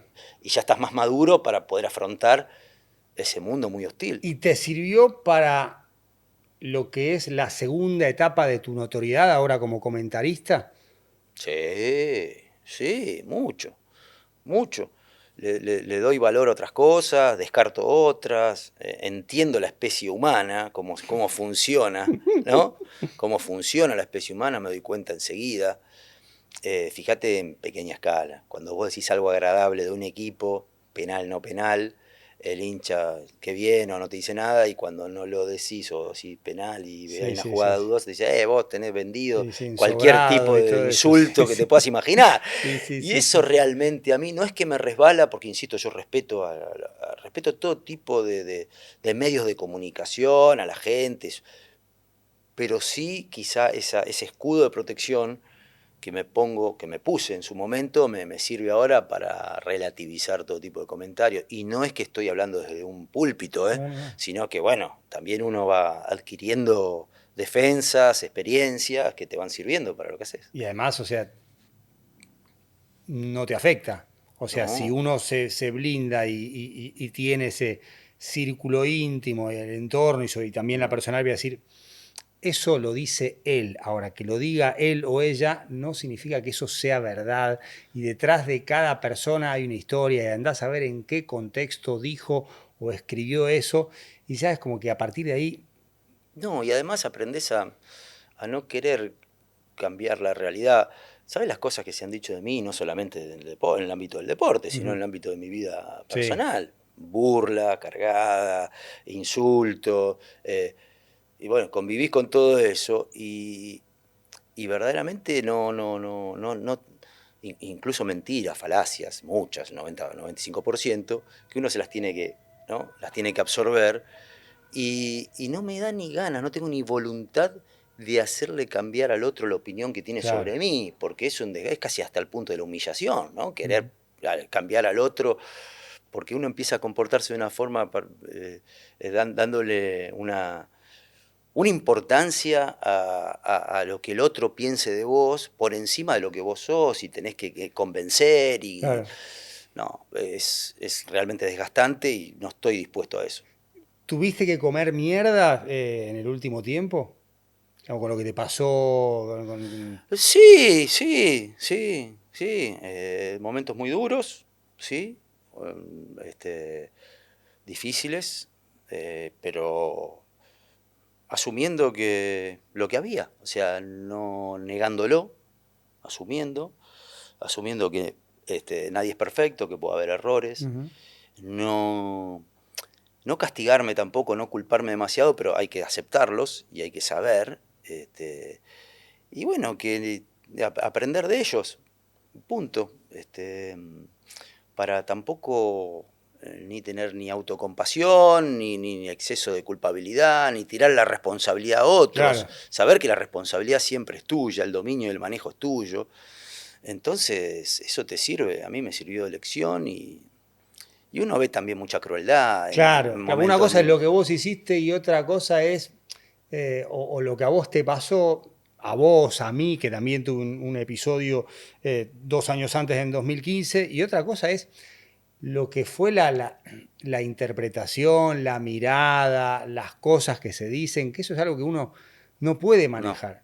Bueno, pero en ese sentido el fútbol también me preparó para la mirada ajena también un Claro. poco. Entonces eso desarrollase una cierta resistencia, una cierta naturalización de algunas cosas que pasan en el medio, que por ahí si te agarra sin toda esa preparación y tu vida... Estás sometido a un escarnio público, a las burlas de los demás, a No, a todo. veces tus hijos, Tus los hijos, que amigos de tus sí, que pasé hijos, tus momentos difíciles. amigos, che, mirá lo que dice este, mirá. eh, ya no estás solo. No, no, no, por eso son, a veces uno toma decisiones que afectan a los demás y bueno, tiene que aceptarlo y asumirlo y tratar de salir rápidamente. Y creo que el fútbol ahí me ayudó mucho, porque esa capacidad de resiliencia, de resistencia, me ayudó, la verdad que me ayudó. Pero si uno no asume y Claro. deslinda la responsabilidad en otro, estamos Claro, el muertos. núcleo es hacerse cargo de lo que hizo y lo que dijo uno. Uno. No Después todo culpar lo a demás, nadie ni claro, nada que se le parezca. O claro. sea, eso para mí es el punto de partida de cualquier solución o de cualquier razonamiento. O sea, si no entendés y no aceptás que la responsabilidad es tuya, Claro. estamos mal, empezamos mal ahí. Ya después todo lo que venga es un autoengaño, no sé, los pasos siguientes no los podés corregir si no empezás a, a- a buscar la aceptación en lo que hiciste, ¿no? Tu mujer es una persona a la que conoces hace mucho tiempo, que hasta incluso es contadora y creo que tuvo que ver con contratos tuyos en algún momento, Sí, sí, en algunos sí. momentos sí. Pero tiene un perfil recontra alto, lo hemos hablado en privado y ahora te pregunto en público. Tu hija participó en el Bailando, Dieguito es como un poquito más perfil bajo, pero también es activo en redes, de hecho, digamos, nuestros hijos se conocen. Eh, y una cosa es lo que se ve, lo que se escucha públicamente, lo que se mira a través de redes, y otra cosa lo que es la dinámica familiar. Hay un gran contraste, hay como un biombo de decir, bueno, acá nuestro círculo somos nosotros cuatro y lo que se muestra, se dice, se escucha, no siempre o casi nunca representa lo que es ese núcleo, ese círculo de cuatro personas. Nosotros compartimos mucho, en familia, todo, pero sabemos separar cada una de las actividades. Yo trato de no invadir lo que hace mi hija, lo que hace Dieguito, lo que hace Janina, pero obviamente todo se conversa y está ahí. Tenemos cada uno nuestros espacios y, y bueno, estamos metidos en esto. Para mí esto de la popularidad, la fama, las redes, para mí es normal, o sea, yo lo Sí. tomo con con normalidad. De hecho, tus hijos tienen la edad que vos tenías cuando eras Sí. recontra famoso. Pasa que una cosa es lo que parece grave y otra cosa es Claro. lo que es Sí, grave, sí, sí. ¿no? Sí. Realmente, uno le da el significado que tiene, ¿no? Grave para mí es que se enferme un hijo, que Claro. tener un problema de algún orden superior, pero lo que pasa en la vida pública le doy un valor relativo, porque llega un momento cuando uno apoya la cabeza contra la almohada, uno va a la esencia y realmente eso no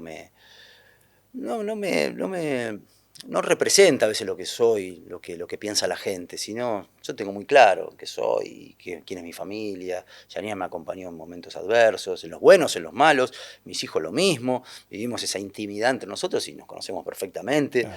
Entonces, eso fortifica todo y le da sentido a todo. Diego, hay decisiones en la vida, en la carrera de uno, donde hay mucho de intuición, también mucho de posible proyección y tiene que ver con una apuesta deportiva que uno hace. Es decir, ¿cuál fue la tuya pensando en lo que es ese arranque en Boca, con amesetamiento, estancamiento, después un despegue tremendo, la Copa América? ¿Cuál sería para vos esa apuesta deportiva a la que le diste más bola de la intuición que quizás que del razonamiento? Cuando me fui de Tenerife a Salamanca, creo que me debía haber quedado en Tenerife, por ansioso, porque vino Jupp Heynckes, que no consideraba tanto a los jugadores sudamericanos, y es ahí donde creo que tenía que haberme quedado. Me faltaba un año para quedar libre, con el pase en mi poder y poder elegir. En su momento había tenido 3 o 4 oportunidades de transferencia en Europa, no sé si no se dio, si el club no quiso, y quería jugar. Y entonces me llamó Lillo, Claro. y por intermedio de Ángel Capa y qué sé yo, para ir a jugar a Salamanca. En ese momento era técnico de Salamanca, y yo debía haberme quedado en Tenerife, esperar ese año y hacerme con el pase y elegir mi propio destino, y no que me lo elijan otros, o por ansiedades. Yo sabía que en Salamanca era un equipo que estaba por ir al descenso y demás, entonces me parece que no tomé la mejor ruta, pero bueno, lo digo ahora, en ese momento estaba ansioso. Claro. ¿Qué iba a hacer? ¿Estuviste cerca de jugar en el Madrid? Muy cerca, Cuando se fueron Valdano y Capa. sí, muy cerca, nada. Tuve el episodio de Sneijder, que se pelea con el técnico. Sneijder estaba prestado, era el del Madrid, estaba prestado al Zaragoza. Él Claro. se pelea con Víctor Fernández, que era el técnico del Zaragoza, Sí. a trompadas. En ese momento había 4 extranjeros nada más. Y yo estaba por firmar con el Madrid. Me habían venido a ver, tenía un acuerdo, qué sé yo. Y justo me dice, no, espera un día más, porque parece que vuelve Sneijder del Zaragoza al Real Madrid, y el Madrid algo va a tener que hacer con él. El destino. No, sí. El destino, increíble. Increíble, pero bueno, había hecho un buen final de temporada con el Tenerife, y justo el Negro Félix, que estaba el ayudante de campo de Valdano en el Real Madrid y de Capa, me viene a ver en un partido que hago un gol en Santander de cabeza. Me dice, bueno, Dieguito, ya está, estamos Nos ahí. vamos a Madrid. Sí, me la dejó picando. Arreglo, y justo se da este episodio con Víctor Fernández. Claro, Con mira. Víctor Fernández y con... Es que contra eso No no se hay puede. manera, no se puede. Increíble, vaya a saber, ¿no? Como que Se agarran a trompadas Snyder y Víctor Fernández, y el efecto no es solo sobre Fernández y No, sobre Snyder, sino sobre vos, que tenía todo cerrado para ir a Madrid. totalmente, totalmente. Después eso me impactó, porque cuando vuelvo al Tenerife, o sea, cuando sigo en el Tenerife, ya había tenido esa ilusión, y creo que después ya no fui el mismo, pero pasé 2, 3 años sensacionales en Tenerife. Los recuerdo, 2 años, para no exagerar, 2 años muy buenos, y los recuerdo con mucho cariño. Y Llegamos a después, jugar la Copa UEFA, claro, terrible, y después volvés a Boca. vuelvo a Boca, sí. Cuando vuelvo a Boca, en- no era el mismo Boca que yo había dejado. No, No, pasaron estaba, 4 años. Mauricio ya de Sí, presidente. pero un clima alrededor del fútbol en general. Sí, Un periodismo más masivo. Había surgido Olé Olé, la y... red, o sea, es la década, Teis Sí, Sports, TN, que yo laburaba claro. ahí, o sea, La la década del cobertura 90. diaria era... Claro, desde el 93 al 98 se crean, pero más o menos 50 Sí, medios nacionales. totalmente. Y yo lo sentí, lo viví, porque siempre la cobertura del entrenamiento de Boca era bastante masiva, pero cuando vuelvo digo, uy, me sacan fotos del entrenamiento, están fijándose en los gestos, al otro día, tapa del diario y qué sé yo, digo, ¿qué pasa acá? O sea, me perdí una parte de la película y también la impaciencia del público, ¿no? Ya fue otro, o sea, el periodismo me parece que fue un actor Sí. para transmitir todas estas ansiedades grandes, ¿no? Y que además en ese momento se crean tantos medios, hay una demanda laboral menor a la oferta. Había más puestos de trabajo que Mirá, candidatos. Ahí las escuelas de periodismo empiezan a hacer pasantías y yo creo que todavía hoy hay como una ilusión de que estudiar en la escuela de periodismo te va a dar automáticamente un laburo. Una ilusión más acotada, porque además está el tema de la creación de contenidos con Twitter, Instagram.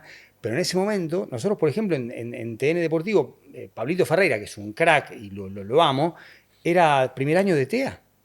Y el pibe, digamos, bueno, vino a jugar con Juan, con Sergio, conmigo, pero no había tantos periodistas recibidos para semejante claro. oferta laboral. Y bueno, pero ojalá que eso vuelva a suceder, ¿no? Claro. Porque ojalá que se abran más las fuentes laborales y demás que ya hay por diferentes medios, pero también uno tiene que arribar a esos lugares.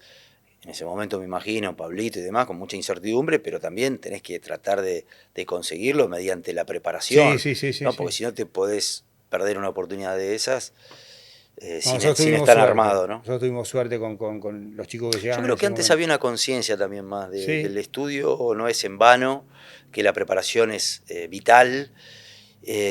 No sé si a ustedes les interesaba tanto la fama, o sea, el rebote del No, periodismo como el periodismo en sí. no, no, no. Me parece que había una conciencia de que yo quiero ser periodista porque lo siento, porque tengo vocación de periodista. Que te guste el No por dinero, no periodismo, porque voy a salir claro. 2 minutos en la tele, no porque... Que te guste el oficio y no lo que te da el oficio, que después, por supuesto, lo recibís, lo valorás, lo agradecés, pero no estás pendiente de eso. Sí, sí, sí, es un punto ese. ¿Vos jugaste el Independiente Boca, Bilardo Menotti? Sí. ¿Y ahí? Y ahí ganó Independiente 1-0. Sí, gol de Panchito Sí, Guerrero. fue un buen partido ese día. Pero fue Y especial fue para vos, yo me acuerdo, especial. la previa fue Sí, tremenda, tremendo, sí. tremenda. Bueno, Carlos tenía esto de no cambien camisetas, no saluden a los rivales y demás. Y reconozco que ese día, este, influenciado por todo esto y metido en esa máquina que es estar en ese mundo, tenía que haber ido a saludar al flaco Menotti. No ¿No lo fui, no lo saludaste? saludé. No, tenía que haber ido. Pero bueno, no ¿Te lo me... reprochó? mm, No, no, ni el flaco ni Carlos tampoco, no, no, pero sabiendo cómo era yo, tipo desafiante, Sí, no era una carmelita, sí, sí, sí, es verdad. pero era un tipo con personalidad también. Tenía que haber ido porque no le estaba haciendo mal a nadie, es una estupidez eso, no saludar a otro. Si se pelean dos, bueno, que se peleen. Tampoco me parece una pelea tan sustancial, era algo que los dividió, el flaco lo explicó y Carlos también. Y yo creo Sí, que terminó tenía que... siendo más personal Sí, y porque eso, fogoneado por... creo que en las peleas entre dos personas no tienen que... No. los que lo rodean son de palo, no tienen que jugar ese partido. Y yo lo jugué necesariamente, tampoco también no lo saludé, pero no está algo tan grave, pero me parecían esas cosas que no le aportaban nada a nuestro medio. ¿Dijiste cabaret porque quería decir conventillo? Sí, sí. ¿Te confundiste? Sí, me enojé porque ese día cuando subo al auto estaba la radio prendida y justo había un periodista que estaba contando todo lo que habíamos hablado en una reunión tensa entre los jugadores, que uno Estamos le hablando decía de la una clausura cosa, sí, 98, Bambino Veira, después de perder por un punto la apertura 97 con exactamente. River, retiro de Diego, el Mm, equipo que tenía Canigia, Guillermo, Palermo, vos, Diego, un joven Román, o sea, un jugador. plantelazo, y no arrancan bien el clausura 98, creo que pierden 4-0 con Platense de local, Sí. feo, que la rompe Mauricio Januch, y en ese contexto, vos prendés la radio, ¿qué estabas escuchando? No, te digo que no te voy a decir el periodista, no se dicen esas cosas, pero había un periodista conocido que estaba contando exactamente con palabras quién se levantó, quién le Ah, contestó, ok. todo el Y la contenido de reunión la había reunión. sido tensa. Tensa, tensa, pero una reunión de un momento crítico en el que los jugadores se dicen cosas, Claro. que tu visión desde adentro, Y qué te lo que parece el estaba equipo. contando era cierto, Totalmente, todo. Estamos totalmente. hablando de, no hay WhatsApp, No, no nada. hay 4G, no hay mensaje de Ni texto. tampoco estaba con el oído ahí, No, no, porque no no hay es que lo mensaje de estaba texto de escuchando. una charla telefónica que le Claro, pasaron. le pasaron si había un infiltrado nuestro que le pasaba información ¿Lo dentro de... detectaron? Y yo lo tengo, no lo voy a decir No, ya tampoco. sé, no te voy a prestar. Pero yo lo tengo. Y era un agente Un agente encubierto. encubierto, el agente Y 13. le pasó toda la información a este periodista. Y ahí me enojé. Me enojé mucho porque esas cosas que quedan ahí adentro, o sea, lo secreto que es ese ámbito. Y, y me enojé. Entonces, cuando salgo, justo iba a salir, no iba a hablar, no iba a hacer declaraciones. Y cuando estoy yendo con el auto, me para Quique Feldman. Claro. Y con Quique tenía un aprecio en ese momento muy particular y estaba siempre ahí. Era como un personaje gracioso que generalmente no te sacaba declaraciones polémicas. No. Pero me hace una pregunta y yo tenía ganas de decirlo y lo solté. Y en lugar de decir conventillo dije Cabaret. Al otro día, imagínate. No, yo no sabía que la revolución que iba a causar. Imagínate esa frase hoy. No, es inimaginable. No puedo. No, es inimaginable. No sé Por eso se cuidan más los el jugadores, grado. además de hoy ser su propio medio, pues tienen ellos mismos Twitter, Instagram. Sí, o sea, Es otra época. el impacto de la palabra, del término, cabaret, no está asociado, pero claro, ¿quién en este mundo de vender y de sanguinario, quién va a poner el acento en la interpretación de lo que Claro. quise decir, Fue ¿no? tapa de Olé. Sí, En ese momento estaba la película Full Monty. el bambino ahí, El Bambino le preguntaron, no, Cabaret es otra cosa. O sea, claro. Nosotros venimos acá todos los días, la mañana. No, maravilloso, pero bueno, tuvo para mí sus consecuencias, ¿no? sí, sí, Y sí. sí, me tuve que ir. Pero me tenía que ir ya, creo que había un desgaste, ya el ciclo estaba para mí terminado. Creo que tuve hasta el último partido un rendimiento bastante decente. O sea, Sí, siempre tuve buenos rendimientos, con algún altibajo, eh, pero bueno, tenía la posibilidad latente de ir a Racing por Angelito y por lo que representaba Racing en ese momento en mi carrera, y después ya tenía en la mente volverme a ir a México, ¿no? ujú. Estuve un año en Racing y me fui a México. Taparte la nariz fue un error. Sí. Sí, son emociones violentas que le Sí. brotan al jugador. O sea, la verdad que sí, me sentí dolido, pero bueno, sí. Sí, sí. ¿Qué fue en Mar del Plata? ¿Fue ¿O en en Mar del la Plata? cancha de ¿Fue en Racing Mar del también? Plata? No, fue en Mar del Plata. Mar En del la Plata. cancha de Racing sí, me habían insultado de todos los colores. Córdoba me saca una pelota descomunal de cabeza 1-1, abajo, ¿no? Sí, 1 a Úbeda y 1. Arroarena, sí. Sí, y no, a mí me insultaba, me saltaba por la calle y todo, pero no, yo no tenía que reaccionar así, pero bueno, no lo pude ¿Te manejar. puteaban por la calle? Y había dolor, porque yo era un símbolo.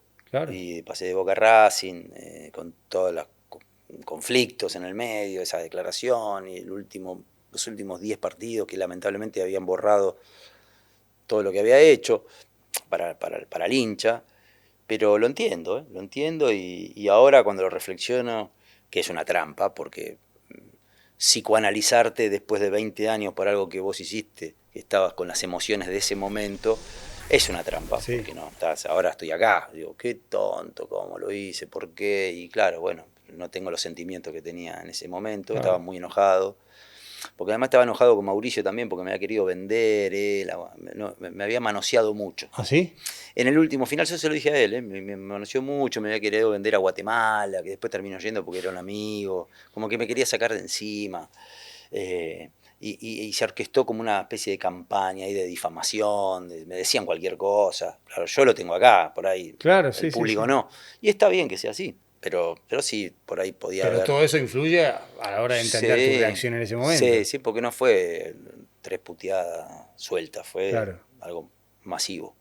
¿Qué hacemos con este fútbol argentino? ¿Se puede hacer algo? Mejorarlo desde adentro, desde las ¿Cómo autoridades. hacemos? Y yo creo que el fútbol argentino necesita un debate serio. Pero claro, cuando uno habla de este debate serio y quiere purificar y verdaderamente quiere pensar en el bien común para que el fútbol argentino crezca, también tenemos que entender que hay un montón de compromisos, de intereses, de pujas de poder y demás, que aprovechando la euforia y la impunidad que puede dar ganar un mundial, empezás a decir, bueno, no es todo tan simple, ahí adentro hay gente que se está jugando puestos, se está jugando luchas de poderes y demás, entonces lamentablemente, como ha sucedido en Argentina, 100 años a esta parte. ¿No? En el fútbol es solo una manifestación Ujú. de un sentimiento popular, pero es más importante la, la, las prioridades que tiene la gente que está en el poder, que incluso el bien común, la salud, el bienestar de nuestra gente, del fútbol argentino, que yo creo que también, yo lo estuve pensando mucho este tema, cuál es el rol y la responsabilidad que tiene cada uno de los actores en todo esto. Creo que el periodismo denuncia, se encarga de comunicar cierto fastidio, que las cosas no puede ser que haya un campeonato de 30 equipos, riestra, los arbitrajes y demás, pero también involucra a los hinchas. Creo que hay hinchas muy pasivos, hinchas que piensan solamente en su equipo, no ser Claro. perjudicado. No, por ejemplo, te iba a preguntar, sos presidente de un club que tiene que firmar la reducción de 28 a 20 y tiene muchas chances de ser uno de los 8 que descienden, una depuración lenta o brusca. ¿Firmás vos eso? Cuando hay un montón de hinchas que te van a ir a putear, te van a romper la inmobiliaria o el comercio familiar. Yo creo que en algún momento tenemos que dejar de estar en nuestra pequeña parcelita. De verdad, no sé cómo se haría. Claro. Quizá, por eso digo, el fútbol merece un debate en serio entre todas las partes. Involucro dirigentes, periodistas, jugadores, que tienen que tener más voz, entrenadores, público, Sí. también, de todas las aristas, para poder sanear el fútbol argentino y que no sea esto que estamos viendo. Pero bueno, yo creo que en algún momento tenemos que salir de ese pequeño corralito de cada uno y dejar de mirar por los intereses del hincha de Boca, de Racing, Huracán, quien sea el porvenir, quien sea. Y bueno, pero el fútbol argentino, ¿podemos hacer algo todos nosotros Claro. para unir, para que nuestra imagen mejore, mejores campos de juego, mejores espectáculos, más comodidad para los hinchas, que los horarios y los calendarios sean más razonables, que no haya 30 equipos, un modelo de campeonato uniforme, 20 equipos, un campeonato largo, Copa Libertadores clasificación, como hacen en todos los países? Tenemos que llegar a eso. Una B nacional también con 20 Una B equipos, porque nacional si con no 20 vas a la equipos, dimensión el fútbol es desconocida. todo. Nosotros, los jugadores o los exjugadores, preocuparnos también por en qué condiciones están los otros jugadores también, ¿no? Los del Nacional B, los de la Primera C. Mirá que no todos son Messi, Cristiano Ronaldo. ¿Cuántos jugadores realmente viven del fútbol? De primera, algunos equipos y demás. Eh, Dignificar un poco la profesión, nuestra vocación, nuestro oficio, para que el fútbol, yo creo que es todo, desde el pibito que corre con la pelota en una plaza hasta Lionel que está jugando en Miami, ¿no? Hablando de Lionel, ¿lo Sí. conociste? ¿Antes habías hablado con él? Sí, había tenido una charlita breve en el 2016, por ahí, en el predio de la AFA. Ajá. Sí, estuvimos juntos ahora, él me abrió la puerta al entrenamiento y estuvimos como una hora charlando. Me encontré con un pibe sensacional. Es un fuera de serie. Fuera de serio, yo no lo entiendo. No entiendo, no Tampoco. entiendo de qué está hecho, no entiendo. Porque no se trata de usted, no es ese personaje que yo soy campeón del mundo, soy Messi, soy el mejor, soy un ser superior, que te digo que a veces la fama es engañosa, sino que es un pibe realmente normal, porque vos ves que es genuina la mirada, las actitudes, cómo se acerca, la sonrisa, está disfrutando de su vida, de todo lo que sembró y que te hace sentir que lo que vos tenés para decirle o lo que él es interesante, o sea, te pone a la par, es un pibe Claro. totalmente terrenal. Te escucha, te pregunta, es curioso. Lo primero que me dijo es, ¿cuándo volvés al fútbol argentino? Me dice. Yo estaba en Miami. Sí. Tenés que volver, ¿qué partido comentás? Y eso, Claro, no o es- sea, ya está. O sea, te rompe la barrera, te rompe el hielo. Sí. Es algo. Y a mis hijas, a mi hija, a mi hijo, cuando lo vio allá en el 2016, vos jugás al fútbol, ¿en qué va? Jugaba en Parque en ese momento. O sea, te das cuenta que el pibe, todos estos agregados del futbolista exitoso, no lo confundieron, no lo despersonalizaron, sigue siendo el mismo pibe de Rosario. Y eso, yo he visto pibe que hacen 2 goles Sí, sí, sí, sí. y que viven por ahí a 2 cuadras de Rosario en la casa de él. Y si ves, estos pibes perdieron el piso, se les mueve. Por 2 goles que hicieron o 4 autógrafos o fotos que se sacan en las redes sociales. ¿Cómo puede ser? ¿En qué lugar de la historia lo pones a Messi? Y es difícil hacer un ranking de esos jugadores. Nosotros los jugadores no comparamos, nunca. Por eso te pregunto a vos. Yo lo del Negro Pelé es algo impresionante. Sí. Pero también lo ves a Maradona en su momento. Y decís, ¿cómo hizo este tipo para hacer ese gol así? Es jugar ese Mundial 86. Lo ves a Cruyff también, Barcelona, Di Stéfano ni hablar, pero después lo ves a Messi con 35 años hacer esa jugada mundial, que va a patear un penal. Va a patear un penal en una final del mundo o en los partidos del mundial, zona de grupo, cualquiera. Decís, este pibe está pateando un penal, probablemente si el penal lo erra, Argentina queda afuera, y lo patea, hace así, espera, hace tac, con la seguridad, con el temple. Decís, este pibe no está pensando en qué puede pasar si lo erra el penal. Y Eh, no. no, no. A los 35 años jugó el mejor mundial de su vida, cuando la vitalidad ya te empieza a abandonar, Sí. cuando la explosión no tenés la misma explosión que... Entonces, decís, bueno, se nutre de sus pausas, de sus engaños, de sus giros, de manejar los tiempos, de su visión periférica de la cancha, de su capacidad estratégica para jugar. Decís, este chico aprendió a jugar no solamente a partir de sus extraordinarias habilidades, que siempre las ha tenido, porque el tipo hizo durante 20 años los mismos goles a los mismos rivales. ¿Vos sabés lo que es eso? Con los mismos técnicos, que te estudian cada movimiento y ahí te das cuenta que todo eso no No alcanza alcanza. en la cancha. No alcanza, no alcanza. El pibe le hizo 20 goles al Atlético de Madrid, 20 goles al Real Madrid, 25 goles al Real Madrid, cambiaban los defensores, armaban estrategias. Mourinho y le hacía goles de todos los colores de la misma manera. Incluso se repiten patrones en los goles de él que decís, bueno, Sí. ¿cómo puede ser? Y bueno, el engaño, los frenos, los amagues, una cosa descomunal durante 20 años. 20, ¿sabes lo que es tener la vigencia de 20 años en un deportista? Sí. Muy pocos. Muy pocos. Eh, Hay algo que creo yo ayuda mucho al deporte de alto rendimiento y es el avance tecnológico en términos de nutrición, información sobre alimentos, descanso, el entrenamiento invisible, alguna cosa, si querés ya vinculada con la práctica propia del juego y del deporte. ¿Sentís que estamos viendo una época única del deporte? Un poquito más atrás en el tiempo, Nadal, Federer, bueno, Djokovic que sigue jugando, LeBron con 39, Tom Brady hasta hace muy poquito, Mahomes, bueno, en el fútbol Messi, Cristiano Ronaldo, que siguen siendo los machos alfa, uno en Estados Unidos, el otro en Arabia Saudita, y todavía Europa no tiene un macho alfa, puede ser Bellingham para mí, que diga, hey, este es mi lugar. ¿Sentís que hay algo que permite que estiremos la vida útil de estos monstruos y que es una era que no sé si se va a repetir? Sí, claramente. Pero también porque hay una conciencia al jugador de fútbol.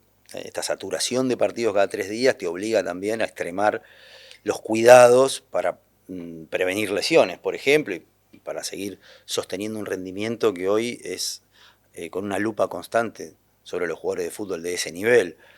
Pero sí, claro que la ciencia ha ayudado mucho, pero la conciencia del jugador es otra. Nosotros terminamos el entrenamiento y comíamos una hamburguesa, papas Claro. fritas, no sabíamos que no existían los nutricionistas. Pero hoy todo eso que está al alcance del jugador de fútbol lo ayuda para que ese jugador pueda entrar a una cancha con las garantías, también los sistemas de recuperación después de un partido, después de un esfuerzo, ¿no? Te ponen en cámaras hiperbáricas, este contraste entre el frío y el calor, todo te ayuda a circular la sangre, o sea, creo que hubo una evolución en ese sentido y el jugador la aprovecha para estirar su carrera, bienvenido sea, ¿no? En un momento igual el calendario es Sí, sí. cruel, lamentablemente. ¿Cómo te llevas con la nostalgia? Hace poquito vi una historia tuya divertida viendo los mejores goles que había seleccionado, creo que a Faplay. Sí. Eh, ¿Ves cosas tuyas? Si aparecen. Las veo, pero con cierta distancia, ¿no? No, a veces no me reconozco en esas imágenes. Mirá. No, no es que estoy todo el día mirando, uy, qué gol hice, que cuando estoy aburrido por ahí lo hago, pero no convivo. O sea, trato de despegarme de todos esos recuerdos que no vuelven más, lamentablemente.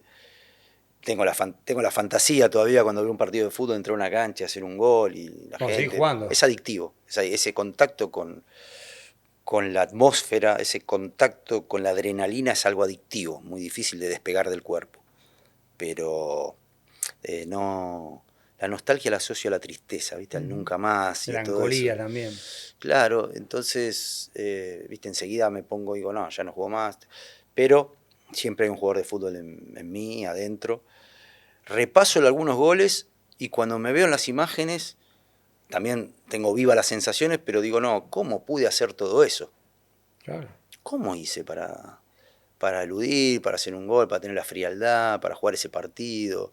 Digo, si uno, por eso te decía que si uno concientiza todo lo que pasa por la cabeza o alrededor de un partido de fútbol, lo que significás en esa escena para la gente, en vivo y en directo, para el entrenador, para todos los integrantes de la familia del fútbol, te vuelves loco. No podés convivir sanamente con todo eso, porque dentro de la cancha agarras la pelota y ¿qué pasa si la pierdes? Entonces te empezás a hacer esa pregunta como se hacía el boxeador Floyd Patterson, ¿no? Claro. Entraba al vestuario y pensaba, ¿qué va a ser de mí dentro de 2 horas? ¿No? Y se llevaba una valijita con el disfraz, ¿sabes esa historia, no? Gaitalese, ¿no? Es el que, sí, Se tremendo. llevaba una valijita con el disfraz porque tenía miedo a la derrota y fue campeón del mundo. Gran texto de y no Gaitalese. quería que lo reconozcan. Sí. Después de perder la pelea, entonces salía del vestuario disfrazado, ¿no? Y se iba. Vas a debutar con Platense, te está hablando el Toto Lorenzo, y antes de entrar, apareces vos, ahora, con 54 años, y tenés 30 segundos, un minuto, para hablar con ese Diego Latorre que está a punto de entrar en un partido que Boca va perdiendo, un año complicado. Ya hemos hablado de ese contexto. Vos sabés todo lo que te va a pasar, pero él no sabe nada. ¿Qué le decís? Le digo que esté sereno, que no va a ser responsable de nada de lo que suceda acá en más, que la responsabilidad es mía, que no, juegue feliz, juegue suelto, que viva cada instante como si fuese el último, que esto pasa rápido, que es un lugar de privilegio, pero que se lo ganó, porque nadie te regala el lugar de privilegio en ese nivel, te lo ganaste, disfrute, juegue para vos, para usted y para sus compañeros, en sentido de equipo, pero no se olvide de quién es y que llegó hasta acá por hacer lo que sabe hacer y que no lo abandone nunca, y que nada de lo que suceda negativamente dentro de una cancha es su responsabilidad. Yo estoy acá para cuidarlo, para protegerlo y para ayudarlo a crecer, nada más, ¿no? Con eso es suficiente. Un placer, papá. Gracias por venir. Gracias. Gracias. Gracias, Juan. Gracias, Diego. Gracias.